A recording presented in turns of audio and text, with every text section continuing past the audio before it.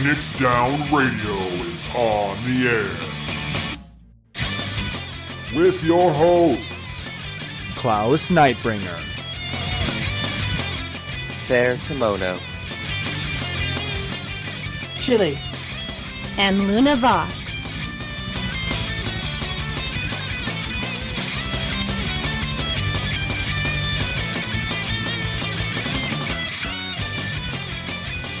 Welcome everybody to Phoenix Down Radio, episode number 87. How's everybody doing tonight? I don't have a headache anymore, so that's nice. That's a good thing. I have a cold. That's not as good, but could also be worse. It could be worse. I could have man flu. That would be bad. Flus are bad.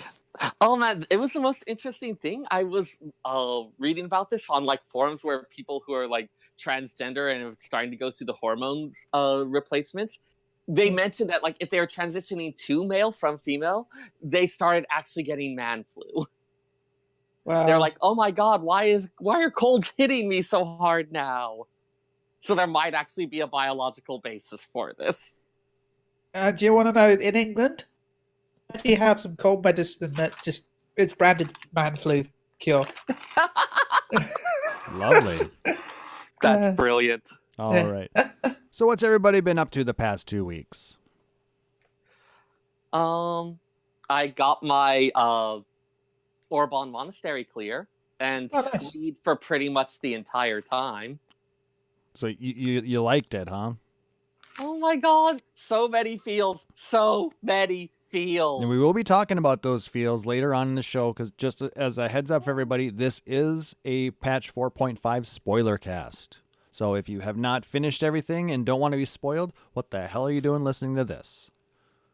Also, why haven't you finished it? It was pretty short. Yeah. It took like 10 minutes. No, it took longer than that, but it was still good. 15.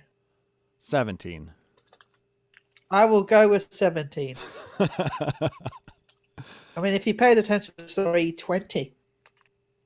Well, it only took you 17 because you skipped the cutscenes, you evil cutscene skipper. Hey, I don't skip cutscenes in main story. I only skip cutscenes in 24-man raids when I have no idea who they are. But Who are they? go back and play Final Fantasy Tactics. Or at least 12. I bought 12 3 times and I've never been able to beat it because I just get bored halfway through it. Then you're not doing it right. I'm sorry, that's just me. What else have you But I been will up to, call it a Seyrr? good game. Let's see. I applied to be on the library planning commission for my town, so that's fun. Ooh. Anything else like in-game? My inventory is slightly more organized, then it got less organized. When did I get that? Cool. Yeah, I have an axolotl F, and I don't even know when I got that. When did that happen? Probably from a retainer. Right, just I don't remember that. Like Kane says, 2 words, plausible deniability. Hang on. All right, so now you used it. I might as well, right? There you go. How about you, Chille? What have you been up to the last 2 weeks? Well, I can't remember how far I was last time I was here, but we got past the first part of O12S. Ooh. I think you mentioned that. So we're learning the final Omega now, which doesn't actually seem that hard, but of course we've got to learn it. So Final Omega seems redundant. Yeah. I mean, like Omega already means the end, so like Final Omega. It's the most that's what people call it. Well, It's Omega's final form. But is it really his final form? Is it really? Probably not. Probably not. Not until we get Omega Ultimate. Or whatever it's going to be called. Oh, jeez. I wonder if they're going to do that as an ultimate fight. Give it another 2 expansions. So, yes. I wonder what the next one would be, anyways. Alexander, wouldn't it? It's Alexander just going to be Jigglybutt. Yeah, there's not going to be any changes. It's just going to be that fight, but at level 80. Yeah, and it's going to be this non-stripped down mechanics of it. It's just gonna be the original fight, but that's it. No Yep, changes. No changes, and you're still gonna wipe on it at level 80. Yeah. Anything else, Chille? Not really, to be honest. Well, I've been playing a lot of Blue, and I've been having a lot of fun with it. I don't know about you guys. Oh, yeah, I actually decided to wait on it for a bit just because I was like, I don't Oh, want yeah, things forgot to be about all Blue. insanely crowded. Yeah, because I know. I got my Blue Mage to 50 and learned every ability nearly. I just made Shivas. Do you have the ones from the Mass Carnival as well? Oh no, I just need those two. Okay. Those two and Shiva. All right. I still need Shiva. I need Titan. And I need Missile from Enkidu. Maybe It I'll sounds so unlock it good. after this. It's a lot of fun. I found that it wasn't nearly as grindy as I thought, but it almost leveled too fast. I got two blues to 50. I am amused at the mild havoc that it played on the market board, such that they had to go change Chocobo XP. Yeah, we're going to talk about that Yeah. in just a second. But yeah, I got two blues to 50 because blue is so overpowered when it comes to fighting stuff. Yeah, It's ridiculous. I mean, once you get 1,000 needles, it's like game over. I posted a video, my level 30, I was streaming my blue because I was leveling up in stream. Mm-hmm. And I went up, I was level 32. You know those level 49 enemies in Corvus? Mm-hmm. I was actually killing those at level 32. Yeah, I mean, it only takes a couple of... Yeah, like, you took just- 3,000 needles. I'd Acon Bomb. I'd use Acon Bomb, 1,000 needles, Acon Bomb, 1,000 needles, Acon Bomb, 1,000 needles, and then get 20,000 XP. Yeah, Sounds about right. So, it's okay. insane. Before we move on, I want to wish our co-host Chille a happy belated birthday. He had a birthday thank this you. last week. Congratulations, you're older now. Way to I'm not die. I'm level 32 now. Woohoo! Ooh. You're such I a grizzled veteran. I think you get another roll action in a couple levels. Yeah, is it called backache or leg pain? Oh, no, 32 is like you got a roll action this level, and you'll get another in 4. Yep.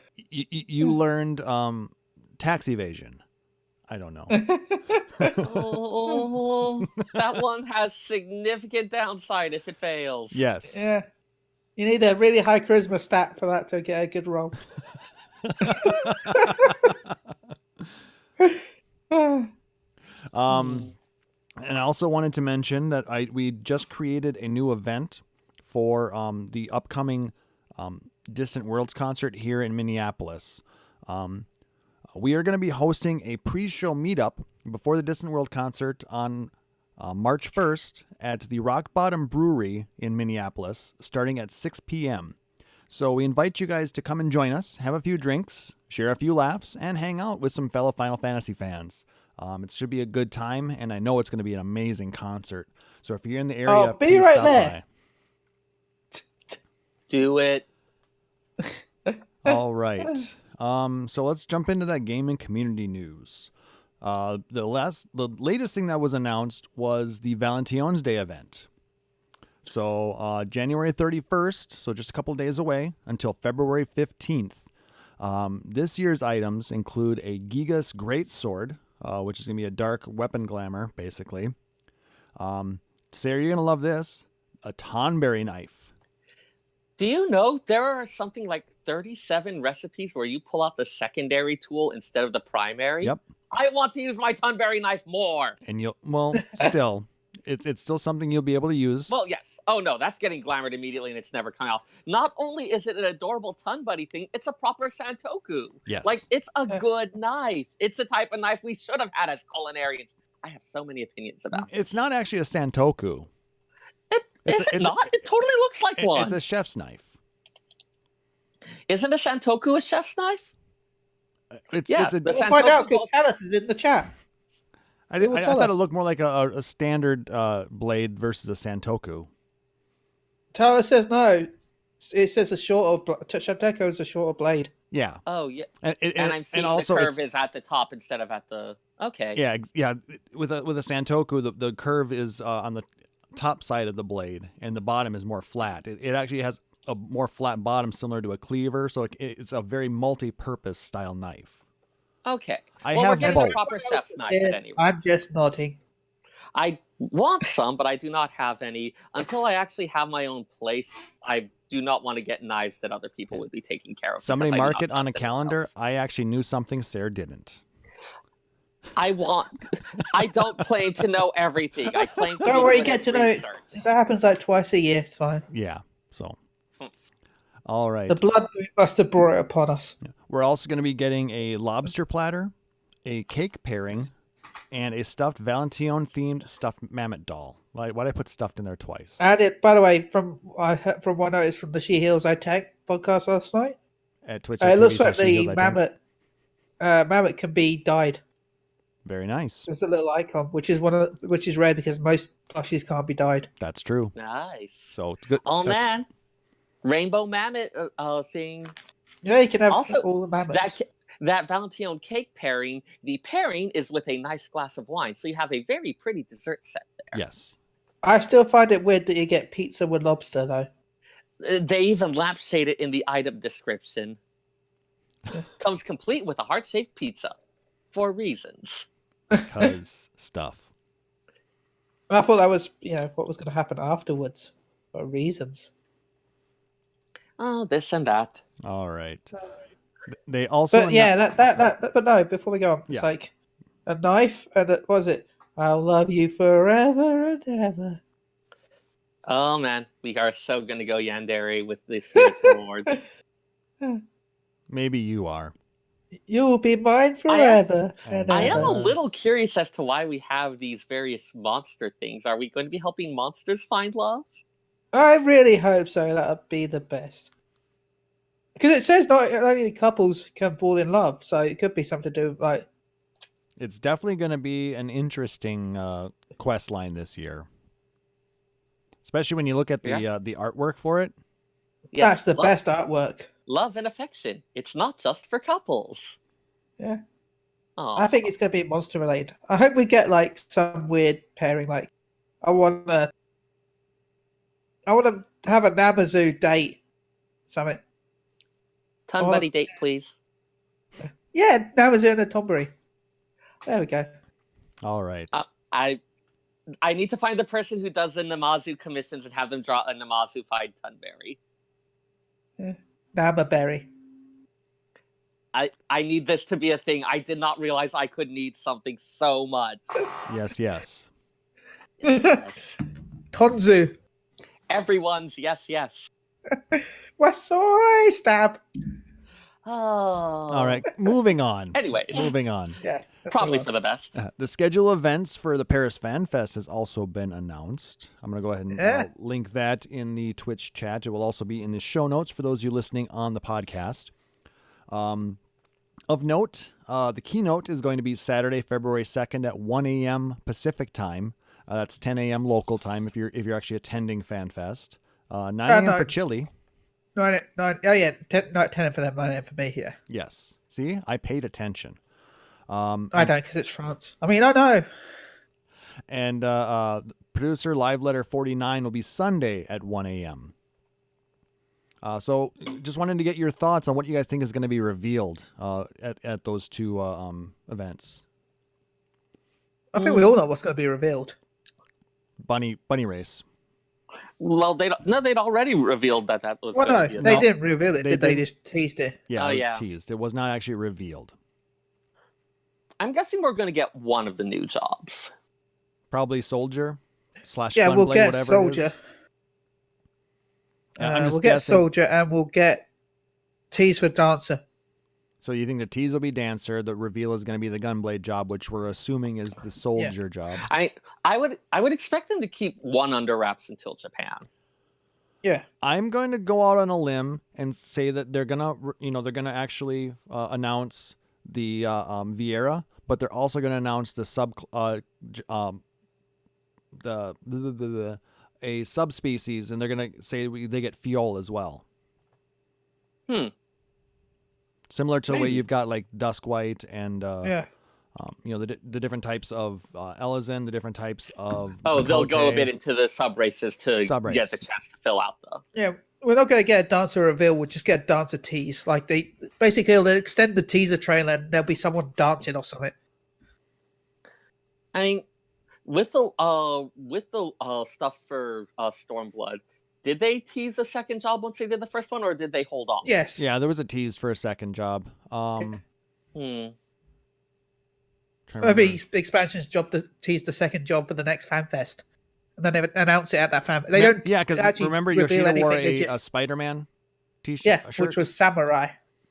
Oh, right. Sam Raimi. It was just an oblique enough one that people still weren't 100% sure what he was even going for. Or maybe he had mentioned in a comment that his favorite movie was Spider-Man, directed by Sam Raimi. Yeah. Or something like that. Also, I remember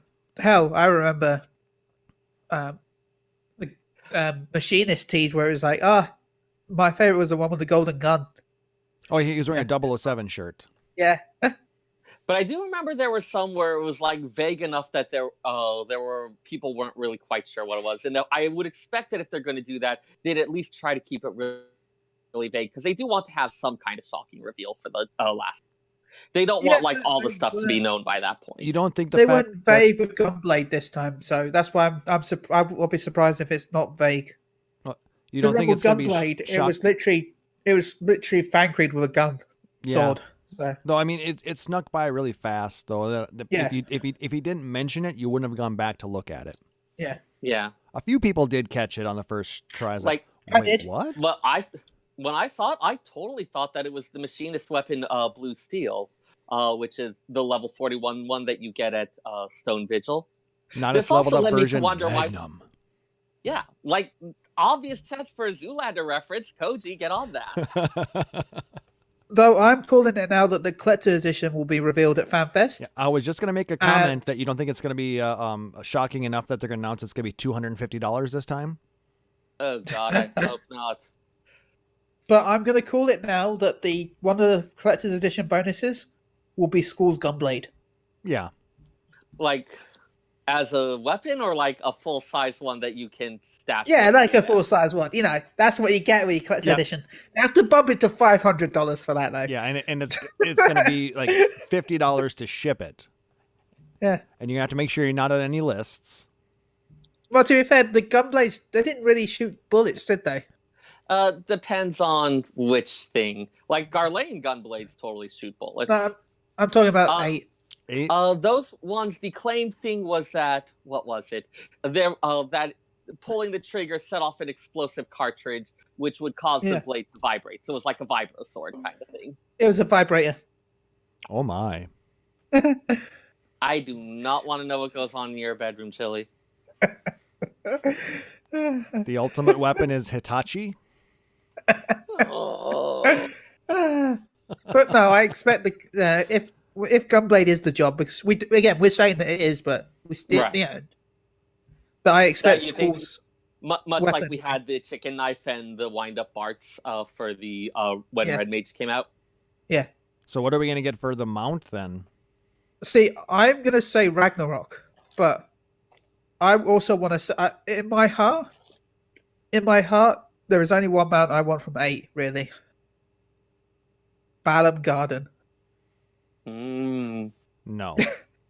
No. I would settle for something that plays Selfie's train song. How about Moombas?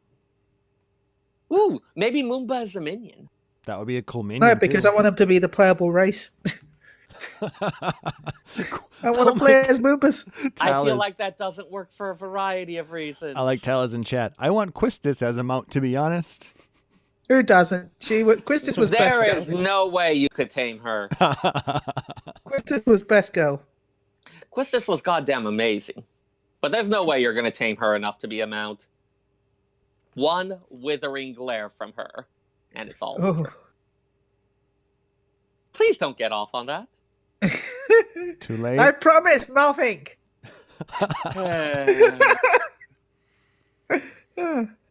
All right. Any other wild speculation from upcoming FanFest?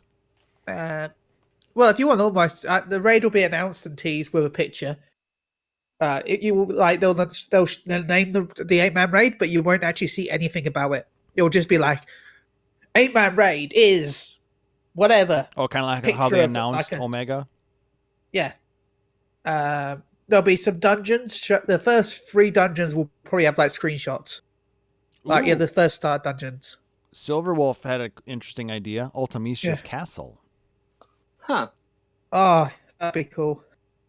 I mean, if we're going to be doing weird stuff with timeline thingies, starting to bring in some of the 8 time compression things. That's Time. Want that out there? Crystal compression. No, that's how we get to the moon.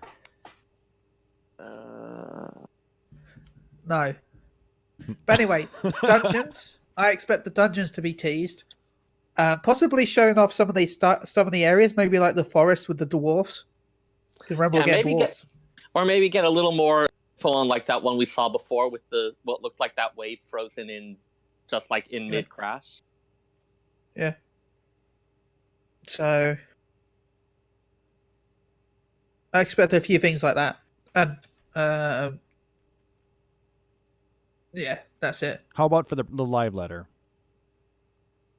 It's just going to be 5 point. Probably talk a bit about Blue Mage and how it's been. Then talking about I would Eureka. I would expect a little bit of teasing of the Ishgardian housing area. Oh yeah, true. For the keynote, yeah. Yeah. Remember, the Maybe keynote like is that- half an hour longer than America. Yeah, they get an hour and a half, so that's a lot of time to put stuff in.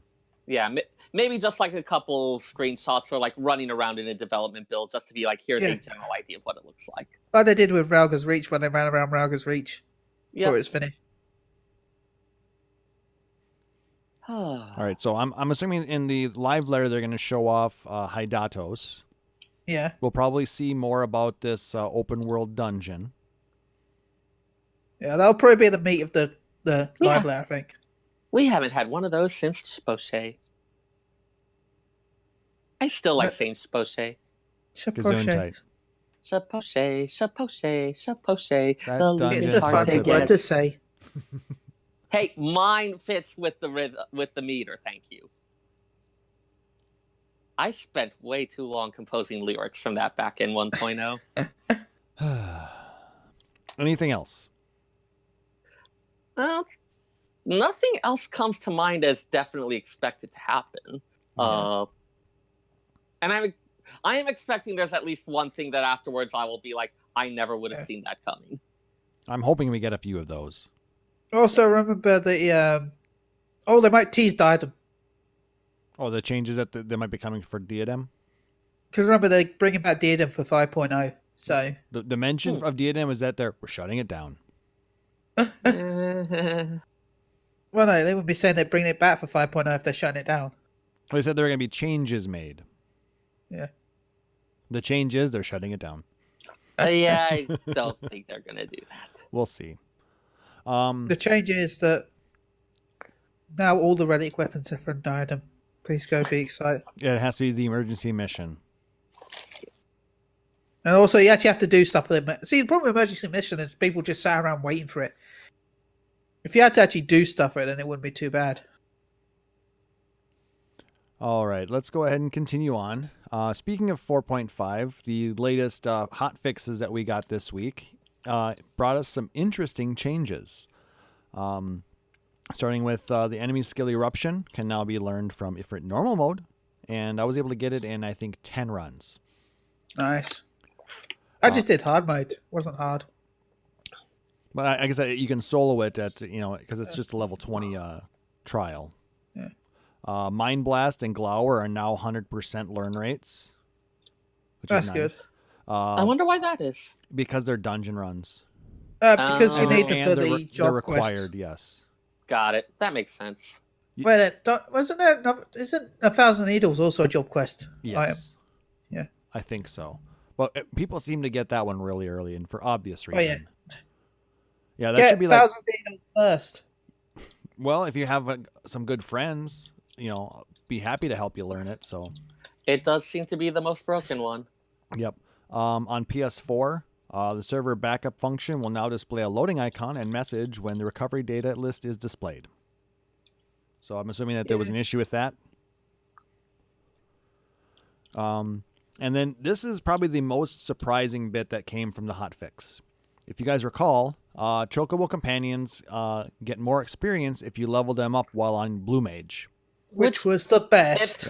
It made some amount of sense. Chocobo XP has always been based on the XP you gain, so when your XP gets increased massively, it makes sense that Chocobo XP would also be increased massively. Yeah. Now, Square Enix I noted... got my Chocobo on Gilgamesh to rank 10. I should have done Hyperion as well, actually. Now, they noted that this issue would be fixed, and they did it. So now, regardless of the job you're on, Chocobo companions will get the same amount of XP as if you were on Blue Mage. Yeah. Everybody gets the boosted XP. Well, they nerfed the XP down. Did they? Yeah, you don't get the same XP as it used to. They nerfed it. But it's still much higher than it used to be. Yeah, yeah. Which, it was interesting seeing that and realizing, wait, there is an unintended consequence on this. You could watch Thavnarian onions, the price on those jump almost immediately. And there's I actually did a thing out, assuming you're starting from scratch with gardening, you are looking at about a 2-week growing cycle on them. No, closer to 3 weeks. Well, that's not including the getting the seeds. Yeah. Right, I'm just talking about from the initial crossbreeds, like for the entire breeding thing of Thavnarian onions. It's about a 3-week growing sequence. So there was no way to actually meet that demand in any kind of reasonable time. Yeah. I had actually worried that this might be an exploitable thing for RMTs, just in terms of running their bot accounts a little bit further into Heaven's Word to those side quests that give you a couple free Thavnarian onions. Yeah. Just buy the first around Reborn skip. I don't know. Mine's been 20 forever, so this is all irrelevant for me. Never got past it because I'm lazy. Yeah, mine's also at 20. Yeah. It's still nice that people are making getting the Choco Buddies out again. Seems like the only time I ever get them out is when I'm hunting. Otherwise, see, I never get mine out, so mine never levels up. Well, there's your problem. I always have I've got a stack of almost 1,000. I always forget to go back greens. to Older to buy greens. You can buy them at any of the 3 starting cities. Yeah, but I only find the vendor in Older. the vendor in Gridania is just outside the Aetherite Circle. I can never find the male guy outside at Older on my house. It's Black Rabbit Traders, isn't it? That little stand that's just to the north and west of the Aetherite? Yes. Like, Mycenta's there. How could you not remember Mycenta after you conducted her dulcet singing tones? By which you mean fairly passable. She's not an expert. Anyway. And speaking of Blue Mage, there was also a note from Square Enix regarding that little bit of a issue where if you changed jobs to gain experience as Blue Mage. Yeah. A lot of people were saying, making their usual excuses for it, but Square Enix did make it clear they do regard this as an exploit. Well, no, I'm going to read this. This is right from the notes. Although this issue was previously recognized, this method of earning experience by defeating open-world monsters was not widely used and did not have a significant effect. Because addressing it would have required changes to the core structure of the experience gaining system, we left the issue at the resolution period determining stage. Because Blue Mage is designed to receive more experience than other jobs, this issue became much more noticeable recently and has concerned many players. This issue should have been addressed before the implementation of Blue Mage, and we apologize for the inconvenience. We are making the investigation of this issue a high priority, but as explained above, it involves changing the core structure of experience gaining, making it difficult to address with a mere hotfix. Currently, we are aiming to address this issue in patch 5.0. We would normally classify such a method for leveling as an exploit, but since we were not able to address this promptly despite it being a known issue, we will not issue any penalties for players who level this way. However, since this is not the Blue Mage's intended design, we do not recommend engaging in this behavior and encourage players to level in the intended fashion. Because it doesn't take long at all. Yeah. I mean, it's just as easy to get a friend who's level 70 to follow you and kill the mobs you tag. You get the experience anyway. You don't even need to do that. You could just kill stuff normally. Why do you always need some type of power level? Because Oh my people gosh. go the path of least resistance. But it feels like it takes a little more effort to do this. Like having to do all this or it getting would be someone easier else on in Blue them. Mage because you've got so many bind spells. You could just use sleep and then have them kill it for you. But again, don't do it. Just play it properly. Yeah. Like I said, I'm not disagreeing with I you leveled guys. up 2 I mean, mostly characters to 50 already. I- While it was Blue Mage. Given that you can't use it for a lot of that other stuff, I'm not really sure what you get out of having a max level Blue Mage that much faster. They wanted to get into the Masked Carnival.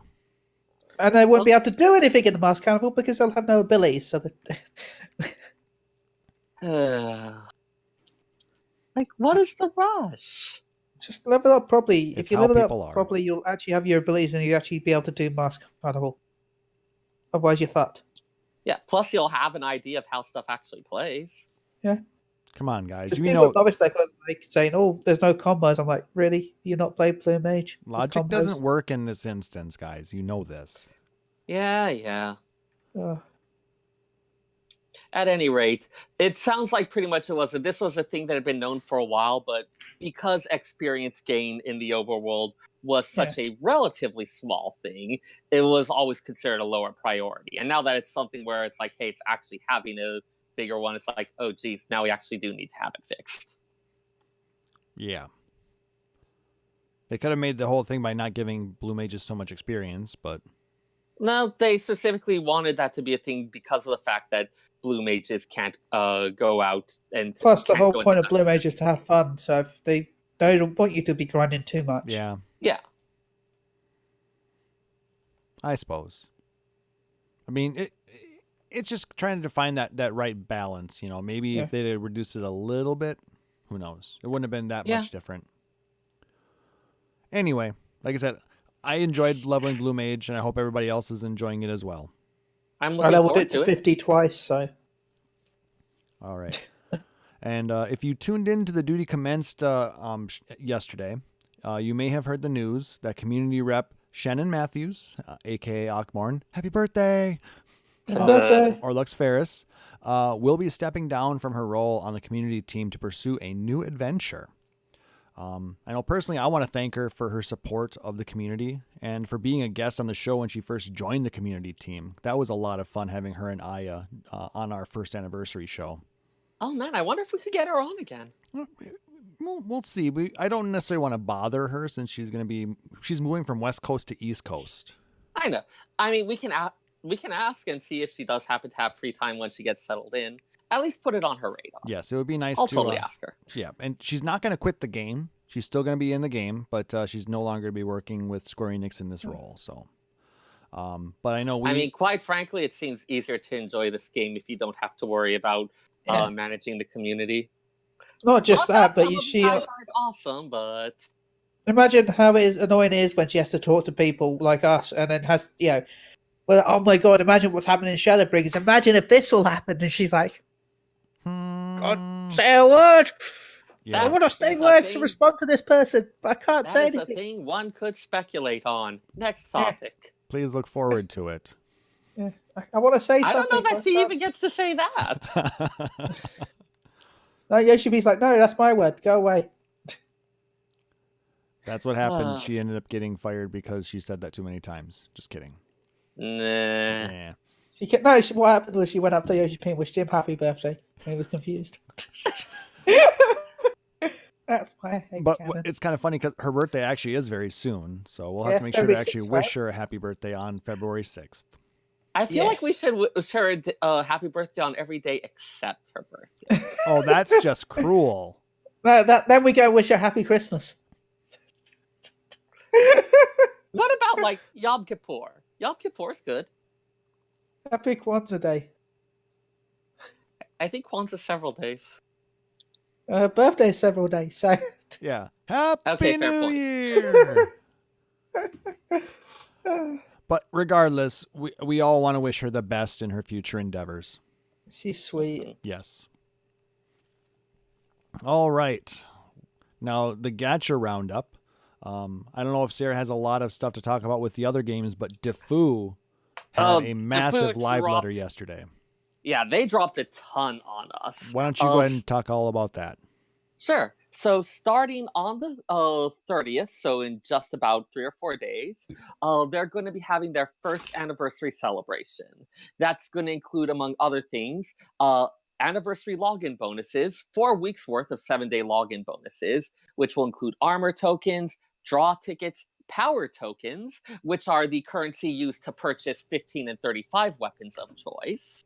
Very much looking forward to those. There's a couple I never managed to draw that I'm looking forward to finally buying.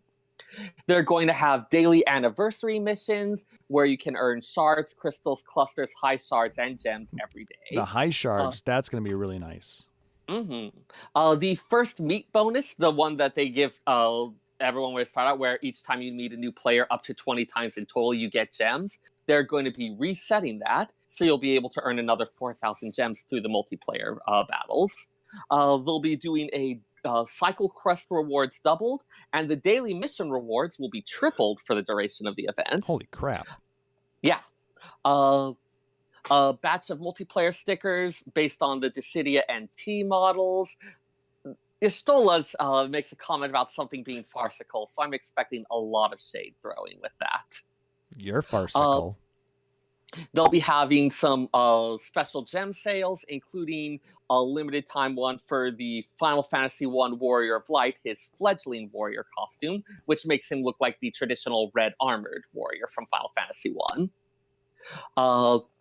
A set of weekly anniversary quests, co-op quest called Reminiscence. They'll be doing a new set every week for the duration, where it'll be based on enemies that we fought over the last year.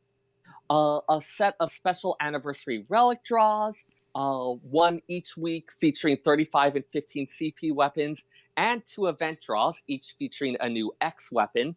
And on all 6 of those banners, the first multi-draw will be free. They'll be opening up Carbuncle's treasures with increased drop rates and half the SP cost. For the plot line of the game, they're going to be bringing in the interlude and the much-awaited Kate Sith. Ketchi, whatever. Ketchi, come on. Yeah, they were pronouncing it Kate Sith on the stream. Well, they were pronouncing it wrong. Yeah, I know.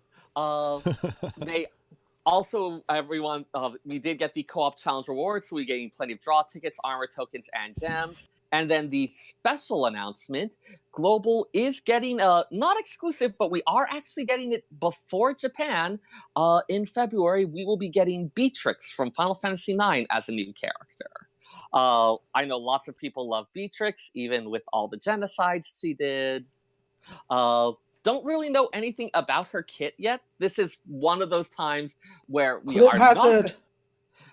are not going to have the foresight that we usually get from Japan getting stuff several months ahead of us. Clip Hazard. But if this is anything like similar stuff from other games, we should expect some amount of power creep in what she has available to her. It did look like in her trailer video, one of the skills she was using looked like Thunder Slash, which I know is a standard for Beatrix. So we'll see what we get with that. People aren't going to care what they get with Beatrix. They're going to go after everything anyway, because she is waifu. I know someone who doesn't even play Defu, who, when I mentioned that Beatrix is being added, started considering it. So how are you enjoying the brothers world thingy that they I had them leveled to 20 long ago. Oh, you had brothers leveled to 20?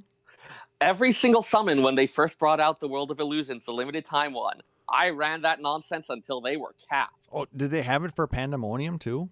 Yep. I must have totally missed it.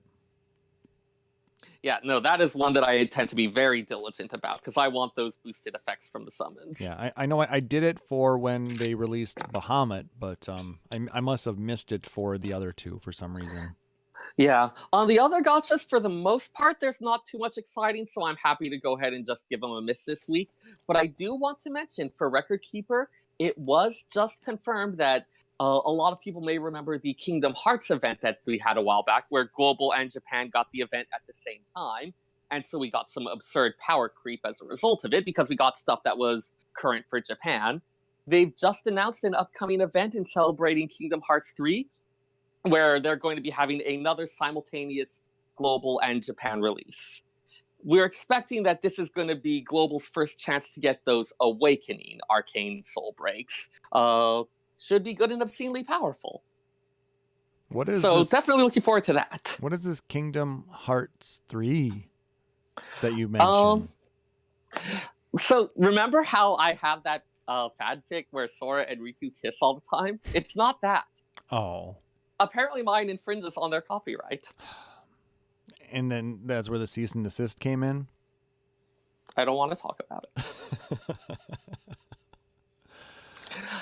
Okay, like most of the community agrees with me, Sora and Riku have it bad for each other. No, you just have it bad for They're both hugging of them. and they miss each other so much. They are deeply in love.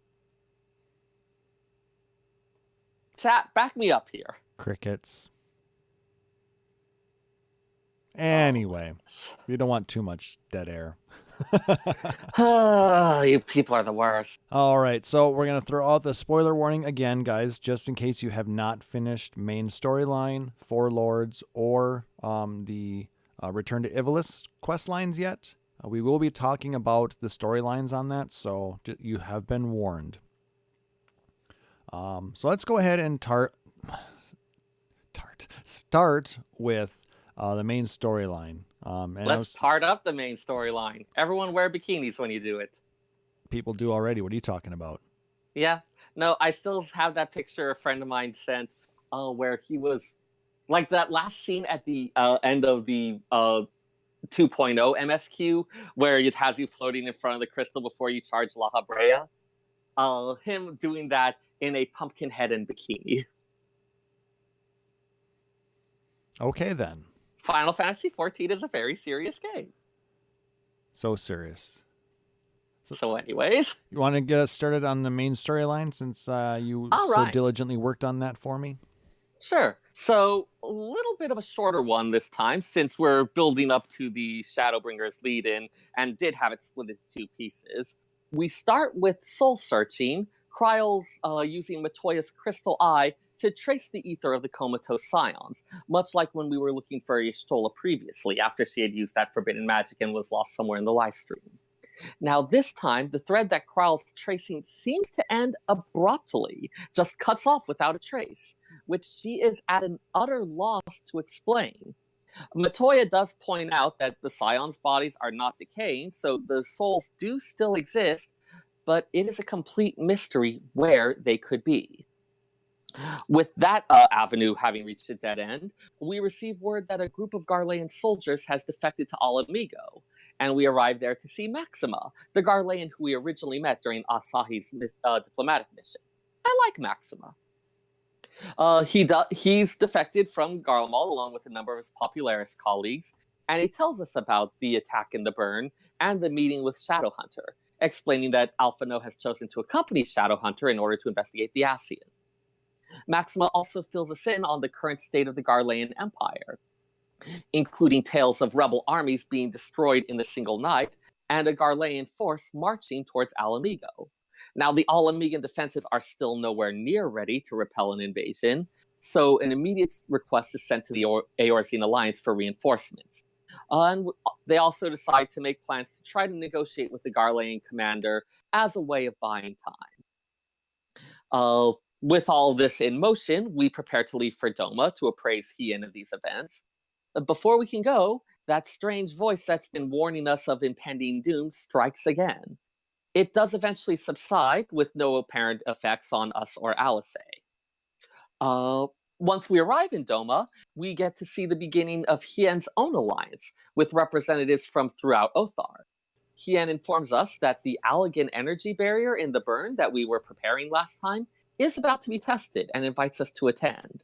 Ooh, that should be fun. Yeah. Now, at the burn, the energy barrier is successfully activated. Not a single hitch. I was a little worried that there was going to be some kind of disaster with it. Boom. But it's successfully activated. So Doma is now secured against Garlean attack. And that does free up Hien to commit some of his forces to the defense of Ala Mhigo. While we're celebrating from this, a single Garlean gunship does approach the barrier, eventually landing when it's unable to pass through. which again, score 1 for seeing that it does actually work. I was amused by Hien commenting that he was hoping there would have been a fireball. A little more explosion here. Yeah. And from that ship, Shadowhunter emerges, carrying the comatose body of Alphino, much to Alice's distress. And we almost immediately recognize him as the Black Wolf of Garlemald, Gaius van Baelsar. So which option did you pick? Did you pick Black Wolf or Gaius? I went with Black Wolf. I went with Gaius. I thought, I'm going to break the fact that I knew who he was and just say Gaius. Yep. I then went back, when I was rewatching for this, I tried the other option, and it turns out to not actually make much of a difference in the scene. Yeah, they never do, sadly. Sometimes they do. It can be a little weird. Anyways, Gaius tells the tale of his survival at Castra Meridianum by sheer force of will. Seriously, he seems to have not died by virtue of being angry enough to keep going. Yeah, slightly improbable. Oh my god, Sif's confirmed! But slightly improbable, but we'll hand-wave it for the sake of story. And his abandonment of his rank and allegiance to become a force of vengeance against the Ascian. He explains what he has learned of the Ascians, including the hierarchy among the red masked Ascians, with those from the source above those from Shard Worlds. Of the Such source as milk Ascians... bread. Such as milk bread. The Ascian milk bread. I think it's milk bread. Right. Anyways, of the source Ascians, at this point, 2 are known to remain. Elidibus and the mysterious Emmett Selk, of which neither he nor we know really anything. Gaius tells us about the Empire's use of Black Rose, the toxic gas weapon, to exterminate the rebel armies, explaining those stories of rebel armies wiped out in a single night. He reassures us that he and Alphino destroyed the Black Rose production facility along with all known stockpiles, but warns that while doing so, they found documents recently signed by Xenos Ye Galvus, as well as Allagan-based incubation chambers filled with clones of a young Emperor Solus. Although it's not clear what is happening, something strange is going on in the Empire, and Gaius is determined to find out whether it's Ascian or Imperial hands behind this. I'm not saying Ascian, but Ascian. I mean, yeah.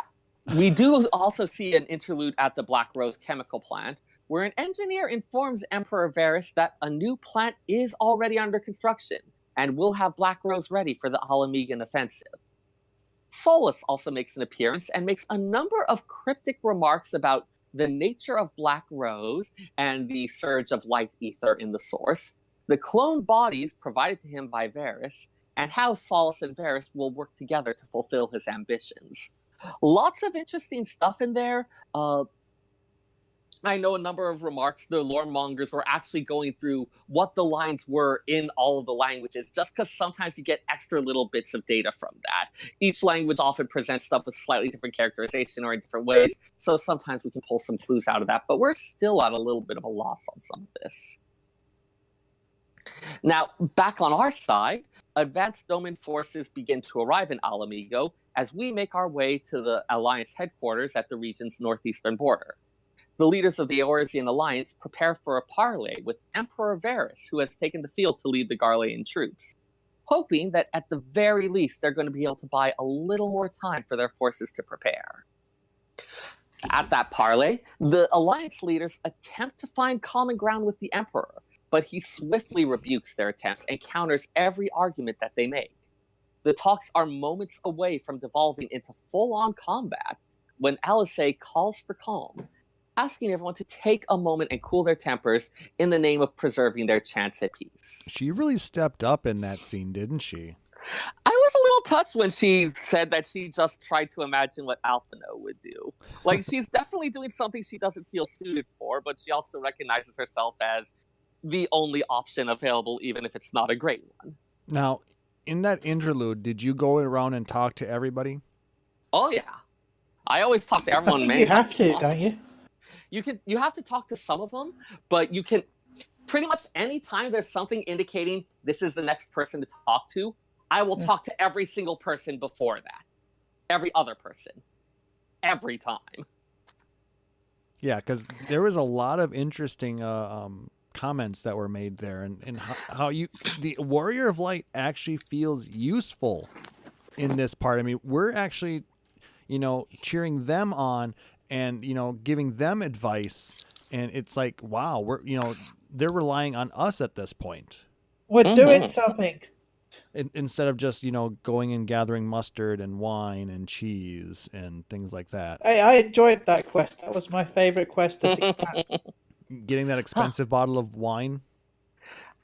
More like seeing what Hancock did and like knowing enough about the wine industry to be like, yeah, that makes sense. At any rate, as Klauss mentioned, we do have that moment of stepping away to confer with the Alliance leaders.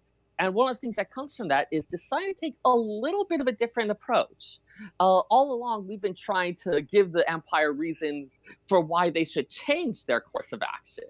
But it's pointed out, we don't really understand why they're doing it in the first place. And the stories we have heard, there are some odd discrepancies in them. Some, as well as some of the differences between the Empire's founding myths, their reasoning for going on their campaign against the Beastmen, all of that, and what we've actually learned as a result of our exploration of the burns. Yeah. Of the burn. I was also kind of shocked as to how well Varys was informed on the goings-on within the Alliance. Yeah, I mean, we know that we had spies like the Ivy who were reporting to the Empire, among others, but dude's clearly got a good information network, which is a little worrisome. But once we do start asking those questions, pulling at those threads, Varys is oddly pleased, telling us that we are finally asking the right questions. And he reveals his plan to put the reins of history back in the hands of mankind by rejoining the shards to the source, restoring mankind to its true form and giving it the power to defeat the Ascians. We, of course, are uniformly horrified at this. He proposes the death and destruction caused by several calamities on our world, the source, as well as the complete annihilation of entire worlds and all the lives upon them in the shards. We do finally understand what drives the Empire, but with that, we also understand that no agreement is possible. And so we return to the camp to prepare for battle. It's like he wanted to tell us that it was Ascians behind it all. Yeah, it was a little unexpected to see that, oh, wait, he knows. Oh, he's got plans for this. Those are not good plans. But I can see why he sees them as the way forward.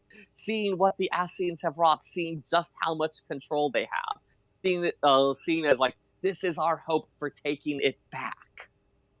I get why he would think that way, even if what he proposes to do is deeply monstrous. And so, we take to the field of battle to meet the Garlean invasion force, cutting down foes as we make our way across the Gimlet Dark. This battlefield is a chaotic scene, shrouded in perpetual night, littered with the wreckage of Magitech war machines. We're joined at various points by other soldiers and the leadership of the Alliance. I really loved a lot of the various set pieces in the dungeon where we have Alliance leaders jumping into and out of combat with us, performing special moves, us needing to shelter them needing to shelter us. It was a really good scene in general, I felt. Yeah, I enjoyed the dungeon because I thought, the fact that there was a lot of action going on all around us with, then like I said, the NPC participation, it did almost feel like a 4-person instanced content like we have like as the solo ones. Right. A little bit, yeah. There were some parts of that was like, it just seeing the amount of Magitech war machine wreckage and the like, I was like, this is the initial strike. Is there really that much this early? But maybe, I don't know. Maybe it's all been there for a while. Who knows? Yeah. And we do eventually fight and defeat the Emperor's personal guard. We are victorious in repelling the attack, And as we regroup to press onward, try to end the war before it's even started, we are again assaulted by that mysterious voice. And this time, Alice collapses to the ground. She seems to have been struck by the same affliction as the other scions, with still no apparent cause or cure. The Garleans do seem at this point to be holding back on their attack, and so we are free to bring Alice back to the Rising Stones to deliver her into the care along with the other scions. But as we are left at the Rising Stones to reflect on the events of the day, the scene cuts back to the Imperial camp at the Alamegan border. Xenos has arrived, and of course we mean Elidibus Xenos, and he is preparing to take to the battlefield, so we know that climactic confrontation is awaiting us. Dun, dun, dun. Lots of good setup, lots of stuff of things putting the pieces into place for what we know is going to have to be happening. There wasn't a lot revealed that we didn't already know. I mean, we pretty much all knew about the stuff with Gaius. Yep. The mention of Emmett Selk as an important Ascian is something that is new, but we don't have a lot from that other than the guess that maybe Solace is Emmett Selk, or perhaps not. There's actually a good, healthy debate about what the nature of Solace is, if he's someone who is ascending to Ascianhood, if he's someone who has been possessed by one. Like, that is still as yet unclear. I was just going to ask, I mean, do you think that it's Solus, or do we think there's somebody else that's still behind the scenes? I don't know. Like, I really have no idea. If it was something where Solus was an Ascian from the beginning, this is a very, very long con. The Ascians have often seemed more the type to whisper in someone's ear rather than taking like direct control of the situation. So do you think that it's possible that Solus was maybe before he became emperor, died and then was taken over by an Ascian? Maybe. No, I feel like he was an emperor before. So you think he was? I feel like he became an Ascian after he died, but he was had the Ascian whispering in his ear the entire time. And Could then be. he died in some strange accident, quote unquote, and then was He tripped over his own sword. I mean, part of me wonders if maybe he willingly gave himself over. Or was he an Ascian from the beginning? Yeah, I don't know. Are we all Ascians? Like, there's a lot of unanswered questions here. Yeah. And I'm sure at some point we're going to get a big info dump and find out a lot of these other things. But right now, I feel like I felt in a lot of the earlier expansions when we get to this point where it's like, there are so many questions that have been piling up, and realizing there is so much that we just do not know about what we are about to blunder into. Yeah, we haven't gotten... And it's like, something bad is probably about to happen, and I don't know what, and that worries me. Yeah, we haven't gotten the big cliffhanger yet. You know, we're going to end 4.55 on a massive cliffhanger like we always have. When you punch this Ascian, a number of scenes will play in sequence. Please get your popcorn and stay hydrated, fam. Oh yeah, I am totally... This cutscene contains many Ascians. Please get ready for it. You cannot skip it, Chille. Yes, Chille, we know you're skipping cutscenes. You cannot skip this one. Well, I don't see the main story. It's not like I want to hate you into non-existence. I'm just going to try it anyways. All right, so we know it was just the first half of the MSQ, but what did you guys think of it overall? So I am torn between, on the one hand, hey, there is some good stuff, there is lots of interesting things, and on the other, I felt like I didn't really learn anything especially new. Like, I was reminded of some stuff. There's some stuff that was pointed at as like, hey, this is potentially interesting and you should be looking in this direction to see what happens. But I felt like I didn't end up getting that much out of it. Like, if they're going to build up things this much, there had damn well better be a payoff. Which, I mean, there just may be. They certainly have given the payoff before, but... I mean, the biggest thing I'm getting out of this so far is they've already made us alone. We are the only scion right now. Yeah. No, we've still got the best scions available. We've got Aside Cryo from and Tataru. Ataru. I mean, aside from Tataru, I mean, she does not have, she's just... It's fine. Those are the only scions I care about, so it's okay. I'm good. She's technically not a scion, I don't believe. She works for the scions. We don't have the ones who had the Charlatan origins who have a lot of the knowledge and a lot of the skills. Yes. Like there are. Instead, we have the one that does all the work. Yeah, you're not and wrong. I mean, we still got the ones like Hori Boulder and Ehrenwald and stuff like that, who I don't think are strictly scions, but are people who we work with and who help us out a lot. But in terms of a lot of that kind of, the people who tend to really know what's going on or know how we can get answers or just have a lot of expertise and skills in these areas, we have been pretty much isolated on that front, and that does worry me. Now, Seyrr, you know how the trust system works in 11 about how you bond in with someone else and that's how you can summon their soul? Right. Yeah, summon them to help you in battle. I wonder if you're kind of like summoning sort of something based off your relationship with and memories of them. I wonder if that's how the trust system is going to work. Because they showed all the science.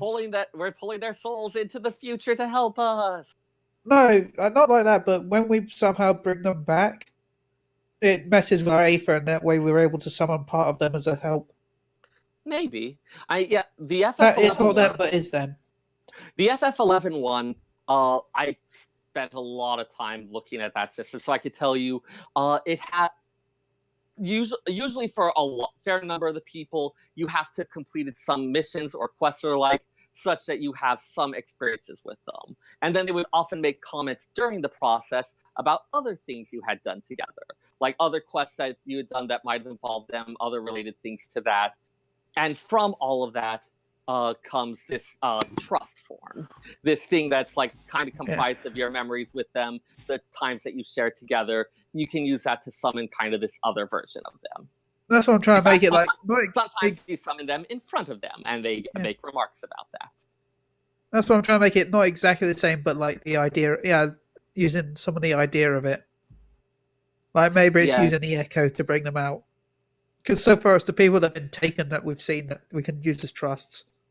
Yeah, that was pointed out. It's unclear if there is actually meaning to that, or if it's just a general, hey, these are the people we work with a lot. Yeah. Well, they did get out first.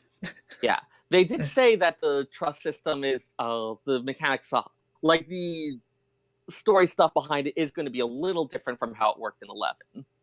Also, thinking of that, I hope we do get Aaron involved. He's such a nice guy. I just want to troll the universe and we get Horchafon. Oh my god, so many sad people. So many sad people. Also, a lot of fanfics.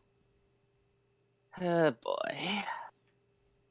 All right, so shall we continue on to the Return to Ivalice finale? Oh, sweet, I can have a nap. See you guys later. Later, Chille. This was probably the best part of the patch. Like, every review I've seen, the people loved it. Especially anyone who had any amount of nostalgia for Final Fantasy Tactics, or also the other Ivalice stuff, but Tactics in particular. Yeah, I don't have a lot of experience with Tactics. I have seen it played, but like I said, I haven't really played through it myself. No, I have played it several times, and as I mentioned, I have a friend who does a yearly playthrough that he usually discusses with me. So, but like I said, I do have a lot of knowledge with 12. So, like I said, in that case, I really enjoyed it. So we start off by we get invited back to the Prima Vista. And we learned that Alma is unwell, but what actually the problem is, we're not sure. So we talk with Genomus to figure out where we're going next.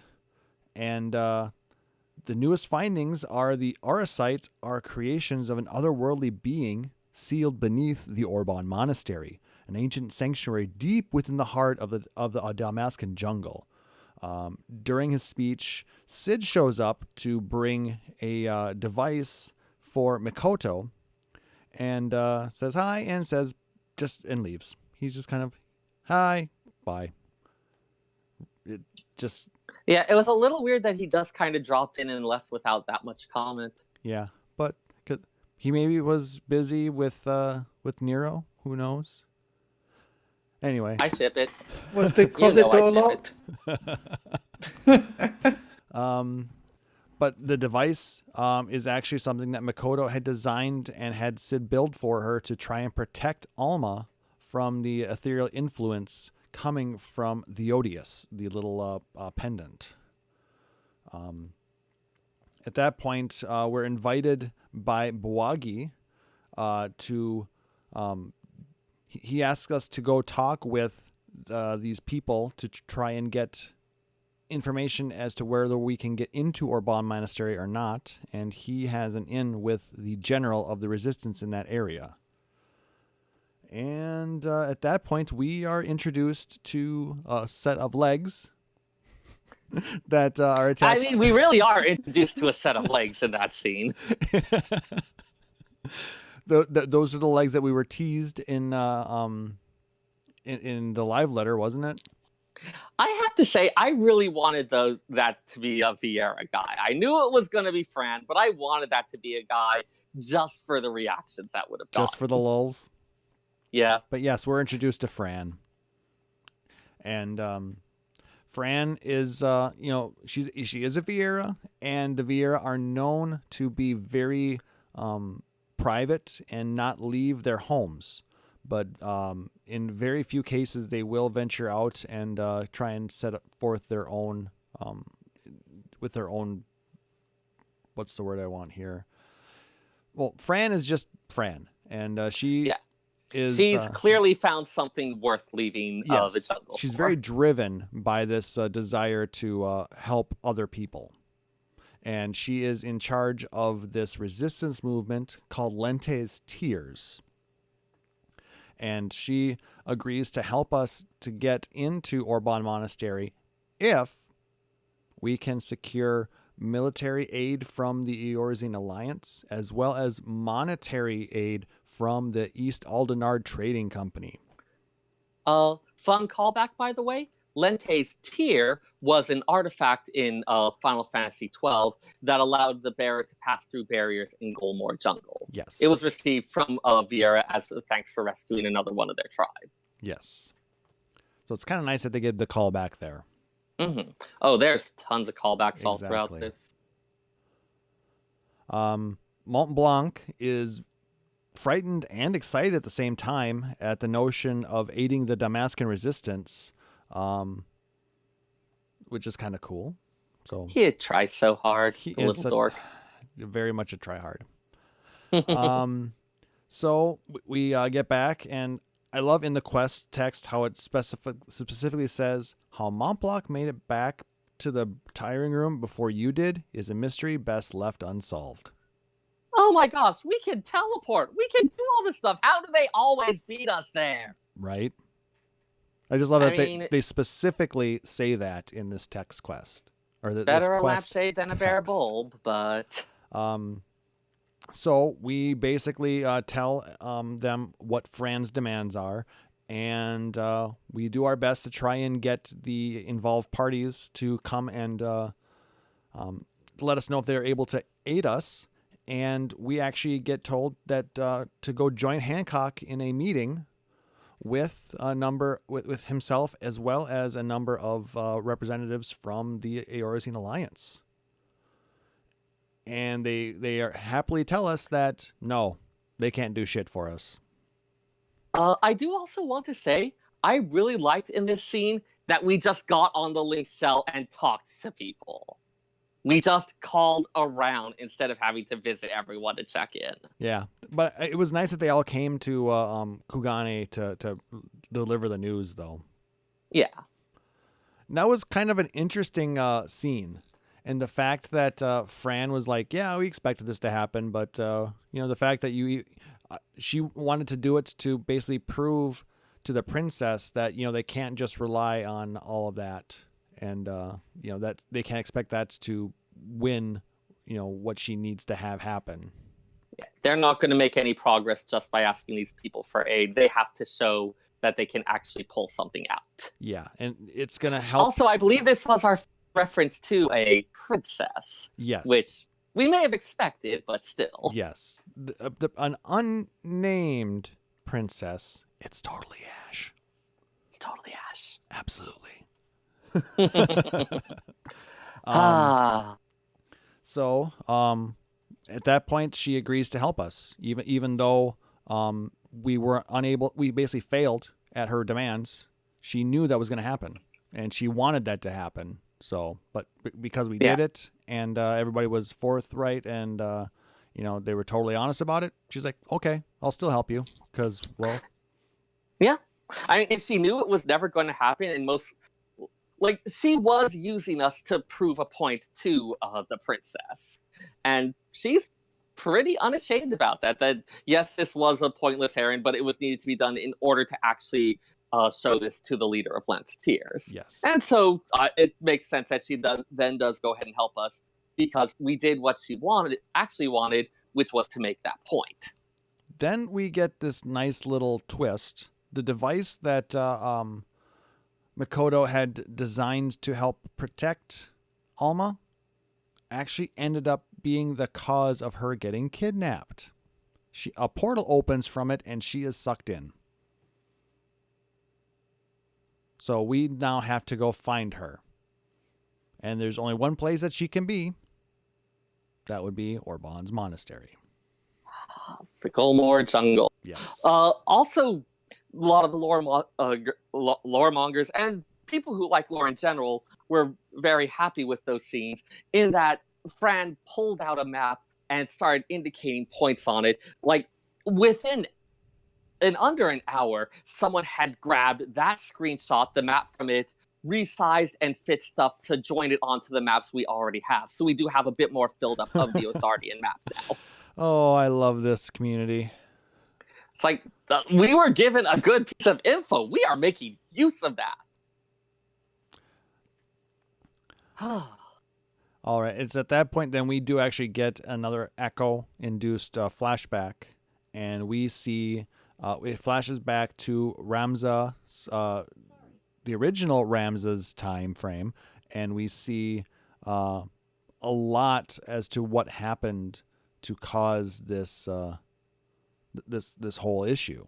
And it was... This one's a little weird. Like, canonically, you can only echo with actual people because you are kind of touching their souls, and objects don't have souls. But this is also a very special case. Yeah, like, this is not the first time. I think some of the stuff with establishing that those objects could be used for summoning primals, instead of just the usual method that it could come from the belief inherent to an object. They've been doing a lot to say, like, okay, maybe the rules didn't quite work the way that we want. But didn't they... Or the way that... Hell, it could be that the thing was so well loved that it kind of had some of the... That still raises questions. I'm not saying it's impossible. I'm saying that if you are going with this changes a lot of our understanding of how this works, and means that we know even less than we did before. Doesn't make it impossible, just leaves us on unsteady ground. But don't those pendants basically actually have the souls of these people in them? I mean, this is one of the things that actually came up in Mikoto's Technobabble speak. They are this ethereal construct. Possibly. Maybe. It's still weird. But I mean, at least then it still makes sense with how we normally think weird. About... You're still weird. Well, yes. Anyway. I'm not saying that it's wrong. It's weird, and it keeps subverting these understandings that we do have, and it makes us stand on a foundation of sand. It's also plot armor. I don't necessarily hate it, but it makes things confusing. It's a MacGuffin, okay? That doesn't help! Anyways, so we get that Echo Vision. We get some nice flashbacks. We get to learn a little bit more about the truth of that time. Yeah, and I don't remember it as much as you probably do, so if you want to expound on it a bit more. So it does include if it's a scene I'm thinking of, you have Ramza and Delita, or is it the one with Ramza? Or is that we do have Oron there talking about how Ramza's going to be doing this and asking Delita to pretty much cover up the truth of this. It's kind of this callback to the Final Fantasy Tactics thing where Delita has accomplished this big thing, but Ramza's also doing something, and Ramza's role in history has to be buried for the greater good.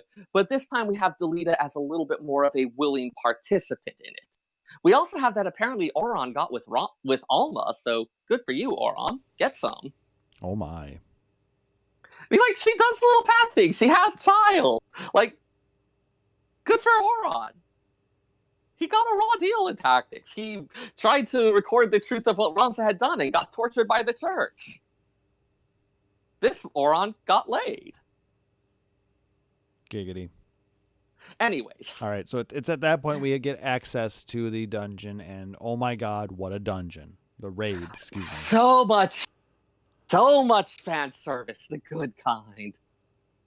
It's all good, isn't it? Some is like kind of it's like, oh my gosh, you're totally reaching for this. But this one was like, this is the kind of fan service I want all the time. Yeah, the fact that the bosses are basically testing us to make sure that we are strong enough to take on Ultima. Yeah. Well, no, there's also references to the calamities that are happening. Right. This is something where the Final Fantasy Tactics setting is being put into the Eorzean one. So they talk about what's going on as a calamity. There is reference to Hydaelyn and the Mother Crystal. Like, these are people who do still exist in the FF14 world. Mm-hmm. Yeah, but I mean, they are also the three first bosses are their job. They're there because they need to make sure that whoever gets by them is strong enough to take on the High Seraph. Yeah. Yep. And that's what I was the Thunder getting at. God pretty much references the light calamity that's on the way. Yeah. Also, the whole discussion about the nature of Ultima and whether the spell Ultima came from her and all that again seems to mess with some understandings of what was going on back with the Ultima weapon fights and things like that. So so a lot of people are speculating that this all happened pre Allegan Empire. There are questions about where in the timeline this all fits in, because there's a lot of stuff that's a little bit weird about it. You know what fits in really well? Your wallets. Go buy this statue of Ultima for only $250, and you too can cast Ultima emote. But I mean, if you think about it, Seyrr, it makes sense that this is pre-Allegan because there's not a lot known about things before that. I mean, it's possible. Though I know they also talked about stuff like with the Clockwork City of Gao and how people from they believe that the Garleans are descended from those. If that's something that's pre-Allag, given that the Garleans with their third eye did not seem to be extant in Allegan times, it's unclear and weird. Well, maybe we'll find out more about it in Encyclopedia Eorzea Part 3. Oh, I mean, if nothing else, I'm going to be asking so many questions the next time there's a lore interview. But yeah, there is something weird. And then the final fight with Ultima, and the fact that she is calling her, out like Famfrit and Belias was there, I believe. Belias and she's pulling out Hashmal. Yeah, she's pulling out all of her Zodiac monsters, all of her takes on the various Zodiac stones. So lots of callbacks to the earlier fights in the Raid series, needing to remember some of the mechanics from each of those fights. As well as the call out to the fact, to the end of the 2.0 storyline and Ultima Weapon. Yep. And drawing out the power of Titan, Garuda, and Ifrit. So. Right. But it's so easy to get lost in that fight just looking around at how amazing it all looks. Also, I have to note, the third fight is most definitely the hardest fight, and that is the way it should be. That's not so bad once you adopt the strategy of stacking in between the circles. Even So then, some people find that harder than the go to the left strategy, actually. Oh god, that's so easy though, because if you stack in the center and you get that double well, thing. whichever one, it is still the most difficult fight. And given that you're fighting fucking Thunder God Sid, that it damn well better be the hardest fight. Like, I half expected that we wouldn't even actually defeat him. He would just be like, yeah, that's good enough. I'll let you through. I'm bored now. You may pass. Like, it's Thunder God Sid! I don't know who he is, but I'm going to go. Okay. Thunder. He was an absurdly broken character in Tactics that you got to have on your side. Like, a fair number of the challenge runs of it, the various challenge modes that people come up with for Tactics, almost all of them include you can't use Thunder God Sid. The fact that he's using a lot of the same move names as Agrius, because his swordplay ability gave him the sword skills of Agrius's class, Gafgarion's, Meliaduel's. Oh man, the fact that each of the, like, Mustadio, Agrius, and Thunder and Orlando, that all of them, their moves were direct references to the ones that they actually used in the games, but still with its own interesting twist on it. It was just such a beautiful love letter to Final Fantasy Tactics, and I loved every moment of it. Yep. Absolutely amazing. Oh, I mean, Chille, you did enjoy the fights, right? Oh, the fights were great. You just didn't understand the references. No idea. but yeah, it is chock full. All right. So for anyone who's played Tactics, you could just see all of this stuff, all of these memories coming back, and it was just such a beautiful moment. I want Agrius's armor. All right, Chille. This week. I've come up with a stretch goal for you. If you hit your $500 goal for Extra Life, you play Tactics. You PlayStation play through it. version or War of the Lions translation? Well, whatever one he can find. I'd have to import it from America if I wanted to play Tactics on PS1. War of the Lions, the script is a bit better. You may not understand some of the meaning, but a lot of that comes from poor translations. Yeah, because, like I said before, officially it never got released here until War of the Lions. Yeah, that happened for a lot of stuff. The only time I know of that was in reverse was Terranigma. I had to get it wrong with that. I mean, I play all my games legal. Who am I kidding? I mean, legally, technically, it's not sold there, so... That doesn't actually make it legal. True. All right. I know enough about copyright law. That remix, though, she'll watch. I'll have to find a way to stream it. So we beat Legally. Ultima. Sorry, we're moving on. We beat Ultima, and we rid the land of her foul presence. But Ramza, who ended up taking Alma's place, has not regained his consciousness yet. So we just kind of have to wait. But ethereal versions of the hero Ramza and King Delita appear before us to grant their thanks before returning once and for all to the live stream. That was kind of a nice little scene. Yeah, I mean, a callback to actual stuff from Tactics. The miracle where the Scorpio Zodiac Stone did actually revive someone who had died.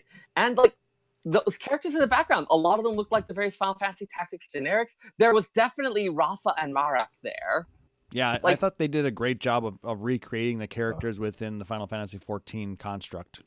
There's a reason I keep referring to it as a love letter to that game, because God, the amount of detail, the work to make all those references, to make all the details line up.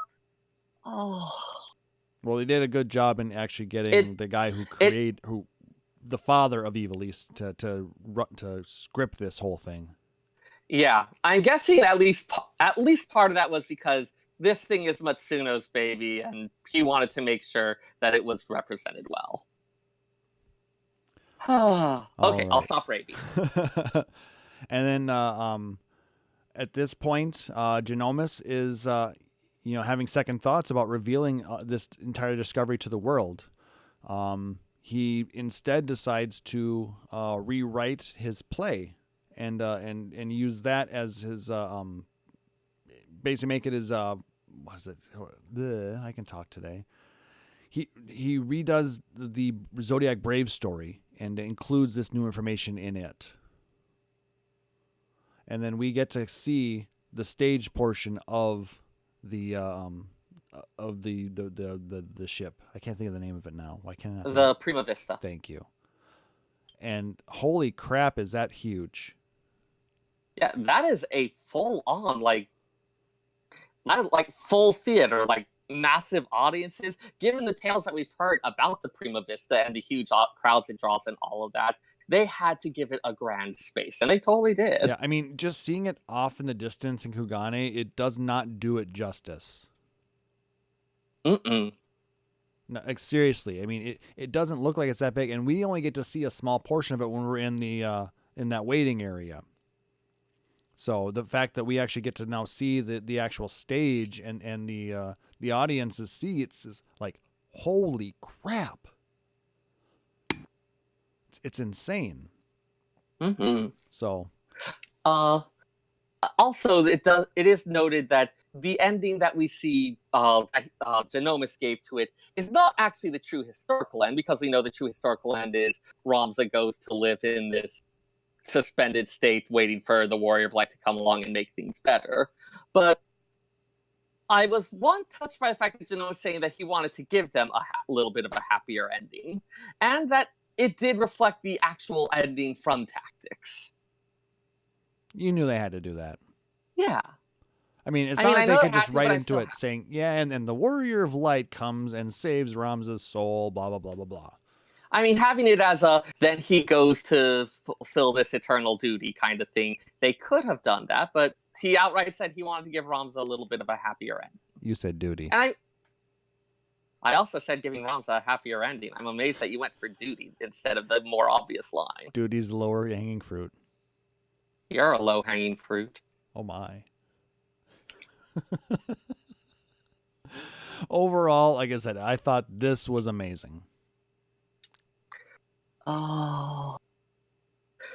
I'm especially happy that it seems like a lot of these elements have been built into, like a lot of the locations and the other stuff that was referenced has also started to be baked into the MSQ. So it seems like it's not just a, hey, here's this raid story that you can kind of take or leave.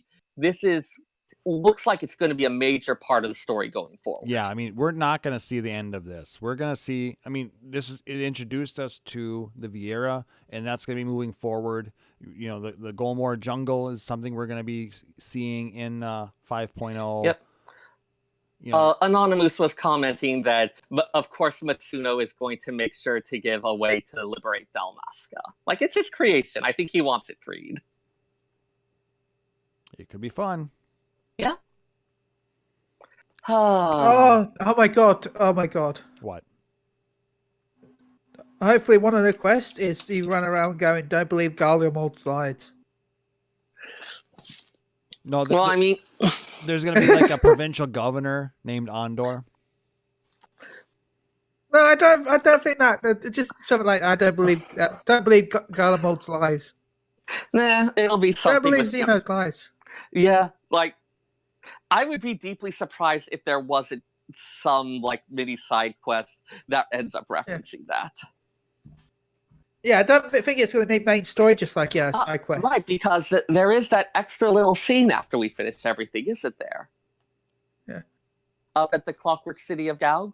Oh, yes. I did Yeah. forget about that a number of Garlean soldiers end up basically finding all these clockwork constructs, and they are very interested in how they can implement this technology into their war machine. Especially with constructor dancing. That was the best. And we did see that the goddess of the Fourth Legion as well, Noah Van Gabran. As well as, did you notice the guy who looked like he belonged in a Clockwork Orange? Oh yeah, there was that one thespian on the Prima Vista who kept saying that Garlemald could handle this, that they didn't need us, that they were superior, and then he was just not around in those last scenes. So it seems like someone's been reporting in on our activities. So, well, at least he didn't see what we ended up doing at the end there. He ended up stopping at the Ritterana Lighthouse. Right. So. But yeah, it does also seem like we might be moving towards a potential confrontation with Gabrance. So that'll be fun. Everybody in their judge armor. I'll be honest, I really love the quest after you finish the 24-man raid more than I like the 24-man raid.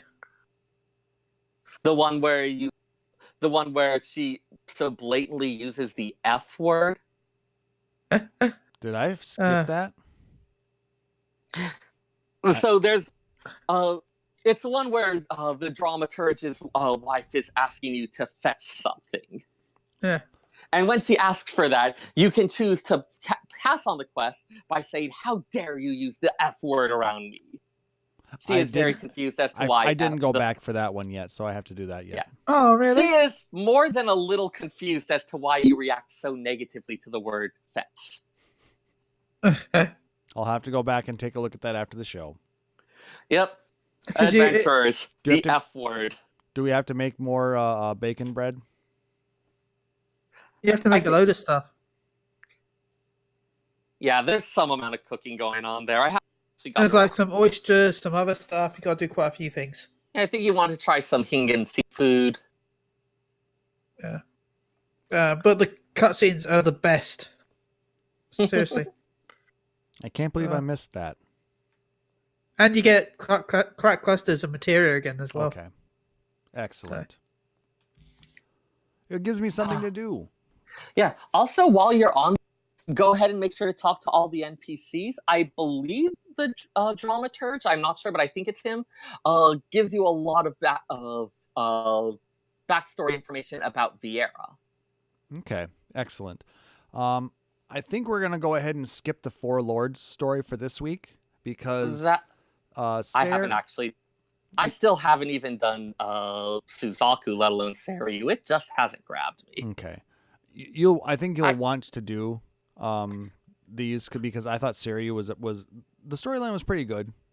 All right. If you don't want to get spoiled, don't read that bit that I put in there. Yeah, I just paged over it. Okay. So because also your Librarian's Corner this week actually kind of goes into what you were talking about a little bit with that map in the last quests. So yes. So given that we've been having the MSQ and the Return to Ivalice stuff focus on the environs of Southern Othard, and it's become something that's going to that's going to become more important in the future, I thought it might be good for us to take a little time to just do a quick review of get all the things straight on Othardian geography. So it's going to be a geography lesson today. So the librarian's becoming a cartographer. Hey, cartography is awesome, thank you. Let me see if... Going to see if I can get a picture so that you can send them the link. You can post the link in chat. Oh, or actually, I guess I could do it, can't I? Yes, you can do it too. All right, so I'm going to go ahead and post. That is a composite image made from the images of Othard we already had, combined with the map that France shows us during the cutscenes in the Return to Ivalice quests. With a lot of those clouds swept away, a lot of those details filled in, we can get a little bit more idea of what's going to be coming up next. So, first off, we've got the areas as they exist in Final Fantasy XIV, which is mostly a lot of conquered nations. We've got the Kingdom of Dalmasca there. You can see it in that deserty area south of the Burn, labeled Dalmasca, just south of the Scate Range. And the Kingdom of Dalmasca originally covered most of the south of Othard. Its original scope includes that desert area, but also that Gulmore jungle, a lot of the environments, all the way down to Greylix Bend. That's that southern cape at the southernmost tip of Othard. Now, for a long time, Dalmasca acted effectively as a way station for overland travel between Ilsabard and the eastern reaches of Othard, especially when compared to the very inhospitable Burn. Although Dalmasca was a desert, it was dotted with a number of oases, and so it became a major trade route, and eventually had this desert kingdom established there that, again, because of all the trade passing through, became pretty wealthy as a result of that. Now, Dalmasca was conquered by Garlemald in 1547 of the Sixth Crystal Era, so we're talking about 30 years ago. At that time, it was split into two provinces that together make up the Diocese of Dalmasca. This was one that actually confused me at first because a diocese is that diocese? Yeah, is a term that you see a lot in Catholicism. It usually refers to like a district controlled by a bishop, divided up into like a diocese made up of multiple churches in the areas that they do, and the bishop who administrates them. And given that Garlemald is famously atheistic, I was not quite sure why they were using a religious term. I did find that the word originates from a Greek word meaning administration. So in this case, it's being used just to refer to administrative districts. They're not really recognizing Dalmasca as a kingdom. They're saying, okay, let's divide up into these districts based on the needs we have for administrating and running. Now, the Garlemald recognizes it as Dalmasca Superior, whose capital city is Rabanastre. As we remember, that was raised by the Empire in order to make an example of it, and why one does not rebel. There's also Dalmasca Inferior. Its capital city is Leamon. Leamon doesn't seem to be labeled on the map, but we do see Valnain, which is a major port city. And both of those names we're going to be coming back to because they are pretty important. It's because it's not that important. That's why it's not on the map. It may be important. Yeah, although it's called superior and inferior, this seems to just mostly be like upper and lower rather than in the sense we would mean. No, but I know. Good catch. Good point on that. And yeah, looking at the full map, we can see a bit more airships coming from Garlemald that are not able to cross the Burn, having to take this longer route along the southern reaches through Dalmasca. And pretty much by cutting off the Burn, we massively limit their ability to move in the area, which was the entire reason for that barrier construction. All right. So then, to the east of Dalmasca, we have this coastal area where you can see a small label on it. Might be a little hard to read, but that is Nagsha, south of Othard. It's a subtropical climate area because of the arrangement of the mountains, of currents coming in from off the sea. It's an area that is almost constantly deluged by rain. So we've got lots of jungle and swamp environments in that area. Because of that, the land is not really suitable for farming, so it's made it difficult for a really major nation to ever develop there. There are people living there, there is stuff going on, but we don't really have a significant nation in the way of like Dalmasca or Doma or things like that. The Nagshan representative to Hien's alliance does mention that because of that terrain, that it has made it impossible for the Garlanes to ever truly conquer them. The Empire might dispute this. A lot of the official histories do have that the Empire was able to eliminate the last pockets of resistance there, though it did take an extended period of time. Whatever the truth of the matter is, the jungle and swamp terrain, a lot of those conditions, means that use of guerrilla tactics among the Nagshan resistance forces is very common. They know the jungle much better, are much more able to misdirect, ambush, and otherwise harry the Garlane forces there, and they prefer those methods over a direct attack. So, pretty much in terms of what we can draw, info we can draw on that from other games, we're going back again to the Ivalice Alliance, which is the name for a series of games including Final Fantasy Tactics, Final Fantasy XII, Vagrant Story, a couple others in there, but those are the three we're going to care about for this. Now, originally in Final Fantasy, the main references that we had to the Ivalice Alliance was the names of the Ascians. where we had stuff like La Habrea, Nabrialis. Those were referring to like minor side references in Final Fantasy XII. And at that point, it was almost certainly just kind of a coincidence or fun callbacks where there wasn't necessarily this grand plan associated with them. There was also Zodiark. Right. But it seemed more likely that it was like hey, we're mentioning this, we're having to be like the little callback type thing, but there wasn't necessarily this super huge thing with it. This is something where I do really have the feeling that it was more as stuff developed, they're like, oh, hey, wait, we could build on this. Especially once Matsuno came on board, because a lot of these settings have been lifted wholesale from the Ivalice Alliance and brought to Hydaelyn with some changes. So in Final Fantasy XII, we got the Kingdom of Dalmasca nestled among the desert sands of Ivalice. And in that game, it is annexed by the Arcadian Empire. The royal family is presumed dead, though the Princess Ashe eventually reemerges to lead a rebellion against the Empire. A couple particular elements that I wanted to take note of from there. The idea of the reins of history in the hands of man, an idea that we saw later echoed by Emperor Varus. In 12, there's various hidden forces that seem to be influencing the politics of the region, and the game's main conflict is revealed to be the result of manipulations by godlike beings. Princess Ashe is challenged to rise above her need for vengeance in order to cast off their yoke and, as the line said, put the reins of history in the hands of man. Golmore Jungle and the Pharaohs at Ridorana Lighthouse, come from FF12, as does Fran, and our presumed leader of the Dalmascan resistance, Princess Ashe. It's totally Ashe. It totally is. It's not confirmed, but it's, for all intents and purposes, we're safe in saying. I'm not saying Ash, but Ash. Yeah. Also, various ones like those, the Bonga that we encountered on the lead up to Ridorana Lighthouse, a lot of the other stuff like that, that is drawn from Final Fantasy XII. Now, from Final Fantasy Tactics, we have the story where long ago a commoner rose to become king and ended the War of the Lions that had ravaged the land. And how behind that tale lies a darker one of demonic forces manipulating this war for their own benefit. Now, in the Ivalice Alliance timeline, Final Fantasy Tactics comes long after Final Fantasy XII.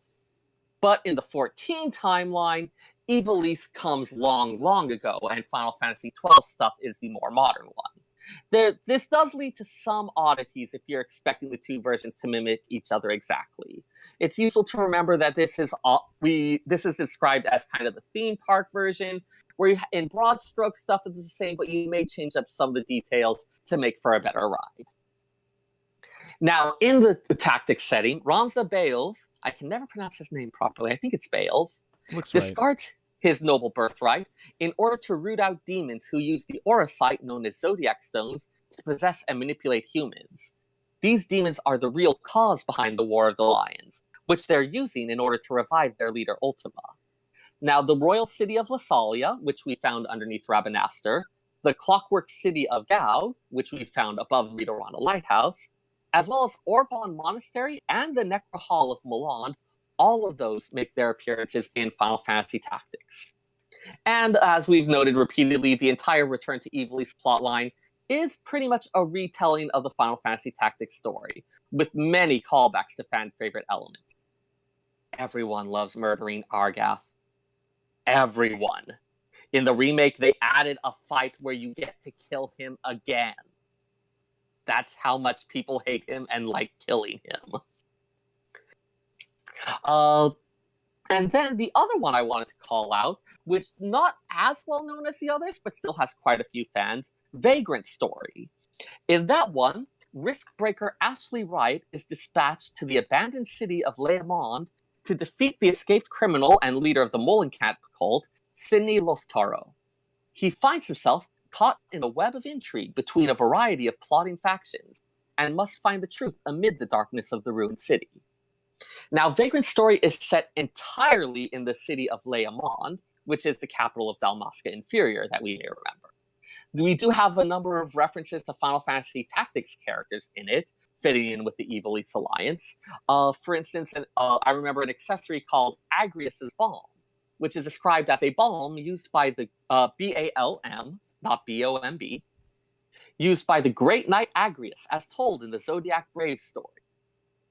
And so this is definitely something, it's set in the same world, a lot of same legends have been passed down. Given that element of the timeline, Vagrant Story comes sometime after Final Fantasy Tactics, which again comes sometime after Final Fantasy XII. The cellars of Leomond are also home to a variety of fine wines, and I'm guessing that some of that ends up being the inspiration for the wine-based side quest that we had in the Return to Ivalice series. Several characters from Vagrant Story are also referenced as Zodiac Braves in 14. We have mentioned specifically of the assassin Ashley and the star seer Muhlenkamp.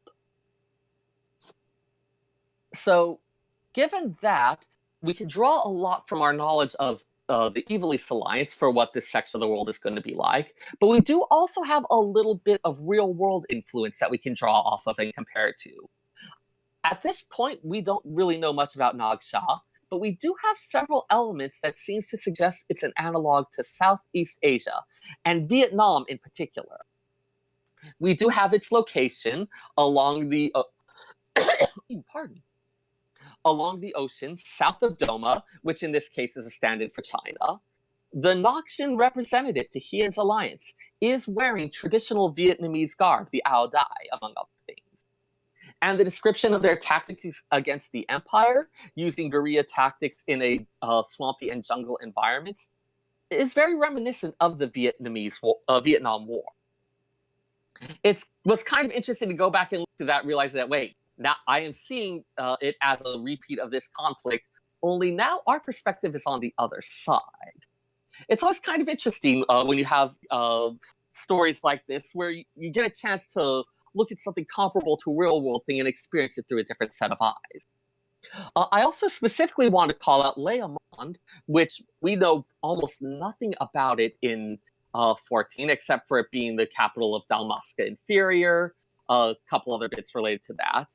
But in Vagrant Story, it is based on the French town of Saint-Emilion. That name is kind of out of place for the area that we're finding it in 14. We've got a French style name in a Southeast Asian setting, but it might not actually be that strange. Many of the nations in that area were at one time territories held by France, and French culture influenced their development in a variety of ways.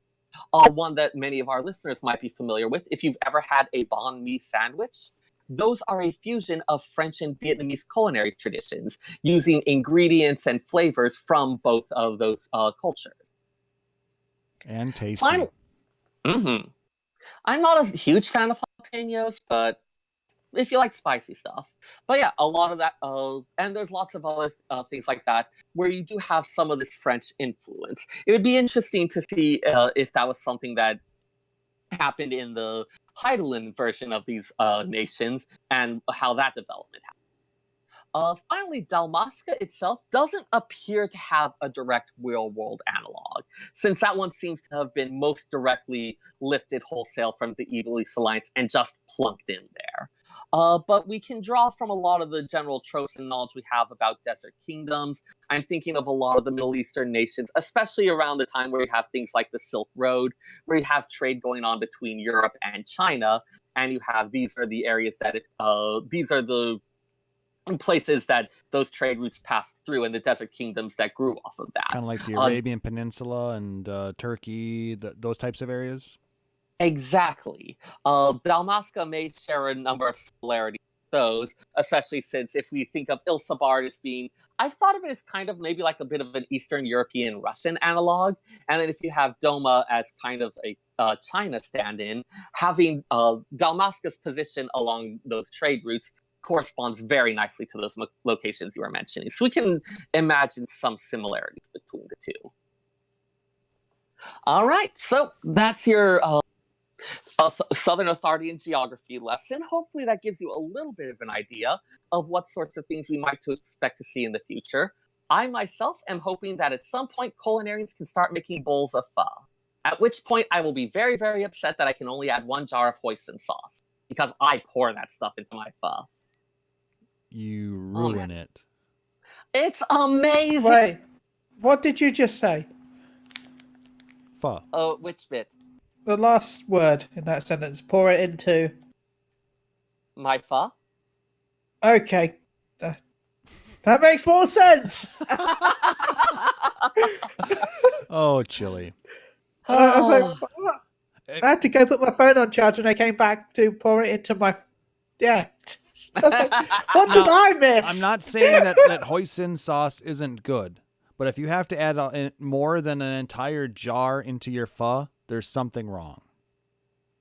I mean, I also add enough shichimi togarashi to my ramen that it turns the broth red, so... Togarashi is good, though, too. I like using a lot of dark soy sauce when I'm making egg fried rice. Mm-hmm. Yeah, speaking as a culinarian, it's been fun to see the recipes that get added as we've expanded into Othardian cuisine, and in the process learn a lot about a lot of Asian cuisines that I had, quite frankly, never heard of. I did not know that there was so much interesting stuff in Mongolian cuisine. Like, I mean, yes, I knew about Japanese, but like some stuff like Mongolian. It's not just barbecue.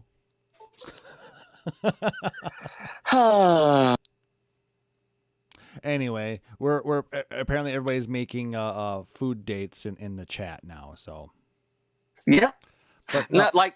There is established precedent. Anyone who ends up in the area around me, I am happy to pick you up, take you to food things. Like, I think I mentioned that one other loremonger, Rockel, who was in the area. We totally went for macaroni and cheese, and then we went again for ramen. It was great. I like sharing food with people. I like hanging out. All right. So I hope you guys enjoyed that. I thought it was fun. And we'll try and get into the Four Lords maybe a little later on. Like I said, it's definitely a good story. I guess I should actually do those quests. I need to do the extreme modes yet. I haven't beaten the extreme modes for either the last two, so. But regardless of that, I'm sure I can always lean on Chille and have him carry me. Well, Chille, can you carry us both? Oh, I'm only small, but I will try. You're like an ant. You can lift 9 times your eye level in terms of terrible players. Chille carries an entire alliance. Hey, I kind of did. Because he is Chille. I'm not joking. I can't, ACT is illegal, but so the number fairy told me that I was the highest DPS in an alliance raid as monk. In a raid with black mages, bards, and dragoons, and several samurais. I was pulling off nearly 7.5k DPS. Holy crap. Yeah.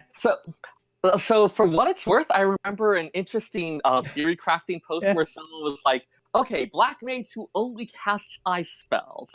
How much can they do? And one of the they tried several different variations on it. Like, okay, maybe they keep up their dots. Okay, maybe they at least try to do some kind of cycle. Okay, they're just spamming Blizzard 1. Yeah.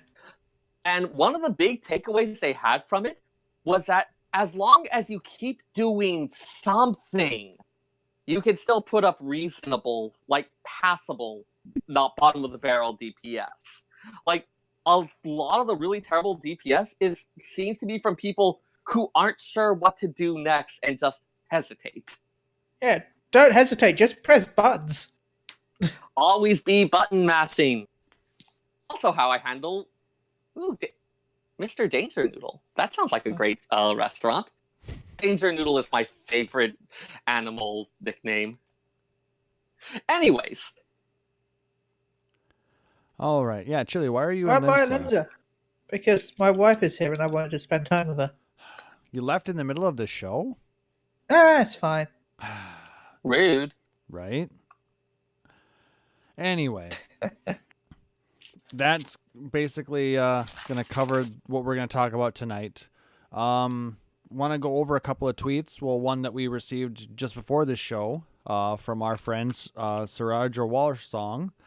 Waiting impatiently with my favorite podcast hosts at Phoenix Down Klauss and MGR Chille for tonight's episode of Phoenix Down Radio. Hashtag Ellison, hashtag podcast, hashtag FFXIV, hashtag Final Fantasy XIV. And wait, why is it hashtag Ellison? We don't have any Ellison. I don't know either. Are they an elephant? Are I you guess that would make Alizen? sense. I can't spin the camera right now to see it, but I thought you were Ora.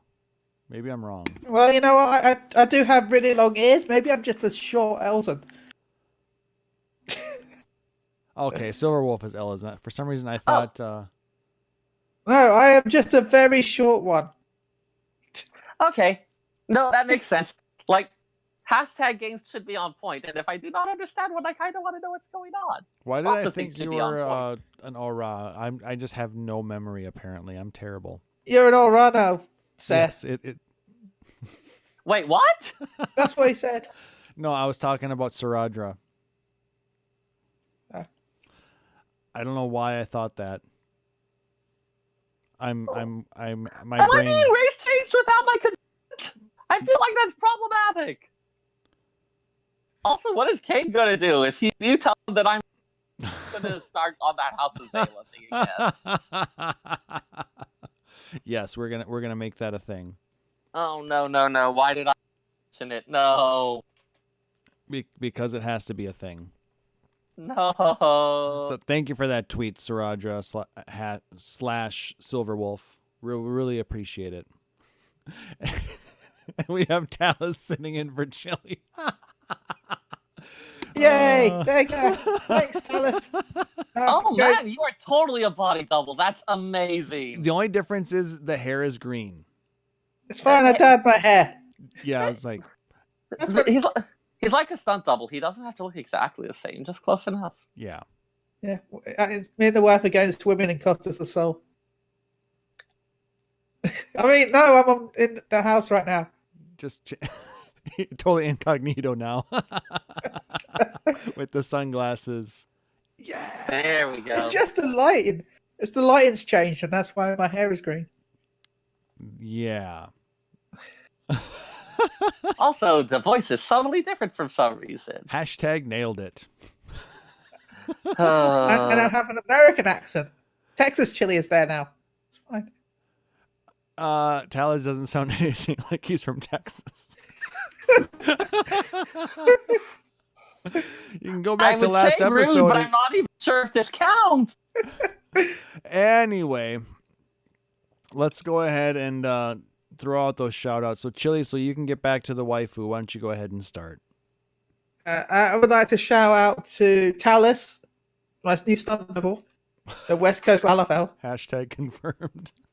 Yeah, he works, exhibit. I'd like to shout out to Mushroom Radio, Twitch.tv, Mushroom Radio. Shout out to She Heals, I take it, Twitch.tv, says She Heals. Also shout out to Garrett to go check them out, Twitch.tv, go also follow them on Twitter. Also shout out to PSU Live at Twitch.tv, says PSU Live. Also, that's where I've been streaming recently. I've streamed some Anthem this weekend. Also stream Twitch out to Mugo Ram Radio, Twitch.tv, says Mugo Ram Radio, go check them out. Also, thank you to everyone that's in the chat right now, Sammy, Talus, Arori, Silverwolf, and Seyrr, and Flatus, and all the people, everyone. Words. Breathe, man. There we go. Right. Also shout out to my wife. Chille, you're an actual host on this show. You don't have to hurry through that. I know, but it's fun. But no one can even understand the shows you're sending them to. Yeah, just remember that whenever Chille does his shout outs, people stop. Jesus, man, how do you do this? For a bit. Brief Chille. Holy shit. Start playback at half speed, and you might understand what he's saying. I feel like it's still going to all be garbled together at that point. And Twitch.tv says garbled together. Oh, man. Oh, all right. Anything else? Where can they find you, Chille? You can find me at mgr_Chille. You can email me at ben.chillehill@psu.com. And yeah, that's all the ways. Seyrr. All right. So shout outs to Luke Cave, who I just received a really awesome jobstone from you guys. It will remind me that I can always unleash my endless rage whenever I feel like I need to. But yeah, I'm glad. So, thanks for that. Yeah, thanks to them for sponsoring us in the Extra Life. We had them as one of the prize givers for people who donated. Seyrr was one of our winners, and I'm glad that those prizes are going out to everybody. So if you had won a prize from either us or Maelstrom Radio, or I think She Heals I Tank get it as well. There were a few that did, yes. I hope you guys are getting your prizes, and I hope you enjoy them. It feels so satisfying, just like in my hand. Yeah, you got the Also, warrior one. I've got the red guys, mage one. You want me to rap stuff? Send me the lyrics and I'll say it at the fastest speed possible. I feel like that's not how that should work. I also did the whole of the patch notes on YouTube. I did the patch notes in 12 minutes. Oh, good lord! I read the whole patch notes. All right, you were saying then. Sorry, Seyrr. Anyways, yes. Also, shout out to The Good Place because it just had its season finale. It was totally worth staying up until 3 a.m. when it got uploaded to the website several weeks in a row. The first time that happened, it was just insomnia. All the times after that, it was bad choices created by that incentive. But really love that series. Love how much it's taught about philosophy and just basically trying to be a good person. One of my favorite shows. Shout out to them for trying to make things a little bit better. Everyone go watch it. And you can follow me on Twitter at FFXIVSEYRR. FF14 Seyrr. See, Chille, that's how we enunciate. Where I mostly post random nice looking pictures of things that I made, even if it's something simple like spaghetti. Oh my god, that spaghetti was so good. I finally figured out how to put enough salt in it. Or occasionally random neat stuff that I found at the library. Sweet. And tweet questions at me about lore. You also, if you hop into our Discord for lore questions, I monitor it fairly regularly. I know other lore mongers from the community keep an eye on it, and we are always happy to start some random discussion about it. Yeah, there's a lot of shit that goes down in there, so check it out if you're interested. If you have any questions. Mm-hmm. I mean, it's not just Seyrr. There's also Anonymous. Ethis will pop in there a lot. So haven't seen him as much lately. I think he's been busy with some stuff. Yeah, but I know Moose is he frequents a lot of them as well. So thank you to to all the lore mongers for stopping in and helping answer questions for all our listeners. And I, as always, want to shout out you guys, to Chille and Seyrr. Thank you so much for being amazing co-hosts and helping me to get the show notes going for this week and making this so much fun to do for you guys. Thank you to all of our listeners listening either live here at twitch.tv/PhoenixDownRadio or out on the podcast through your favorite podcatcher, whatever that might be. I hope you guys are enjoying all of everything that we're doing with this, and I hope that the quality is still continuing to improve. I know, like I said, the last couple of weeks I've still been trying to really dial in this new microphone, and I think I finally have it. So I'm hoping that when I listen to this one that it sounds like I'm not talking in a fishbowl. So Joey says it sounds good on his end, so I'm hoping you guys say the same. And if you want to follow me out on Twitter, I am at PHXDN_KLAUSS, Phoenix Down Radio Klauss. Like I said, if you're going to the Distant Worlds in March in Minneapolis, do stop by the Rock Bottom Brewery and join us there. We'll have some drinks and have a good time. Should be a lot of fun, and I'm looking forward to seeing all you guys there. So that's going to do it for this episode, guys. If you liked what you heard, make sure to like us, follow us here at twitch.tv/PhoenixDownRadio, or where was I at now? Like, subscribe, or follow us on like iTunes, Stitcher, Google Play Music, or whatever your preferred podcatcher is, and leave us a rating or review if possible. It makes it so people can find us easier, and let us know what you think of the show. I mean, we want to know what you think, so let us know. If you really dig the show, please consider subscribing here at Twitch. You can use your Amazon Prime. You get a free Twitch Prime subscription that you can use for your favorite streamer, and if that happens to be us, that would be awesome. Go ahead and use that. Or you can give us real-life money and get access to some amazing emotes and subscriber-only badges in the chat. Or you can support us out on Patreon at patreon.com/PhoenixDownRadio. All the proceeds for that go to helping to grow the show, help cover hosting costs, and help us do some fun stuff like giveaways. But whatever type of support you give us, we really appreciate it. So just the one thing that we would ask you to do is, if you can't do anything else, just tell a friend about us. Tell your friend that, you listen to this podcast where this weird British guy, this guy, who talks too much about food, and this odd Minnesotan talk about Final Fantasy, and it's like a train wreck. You can't look away, that kind of thing. We're not that bad, I know, but still. And if you want to catch all of the back episodes, you can go to our website, phoenixdownradio.com.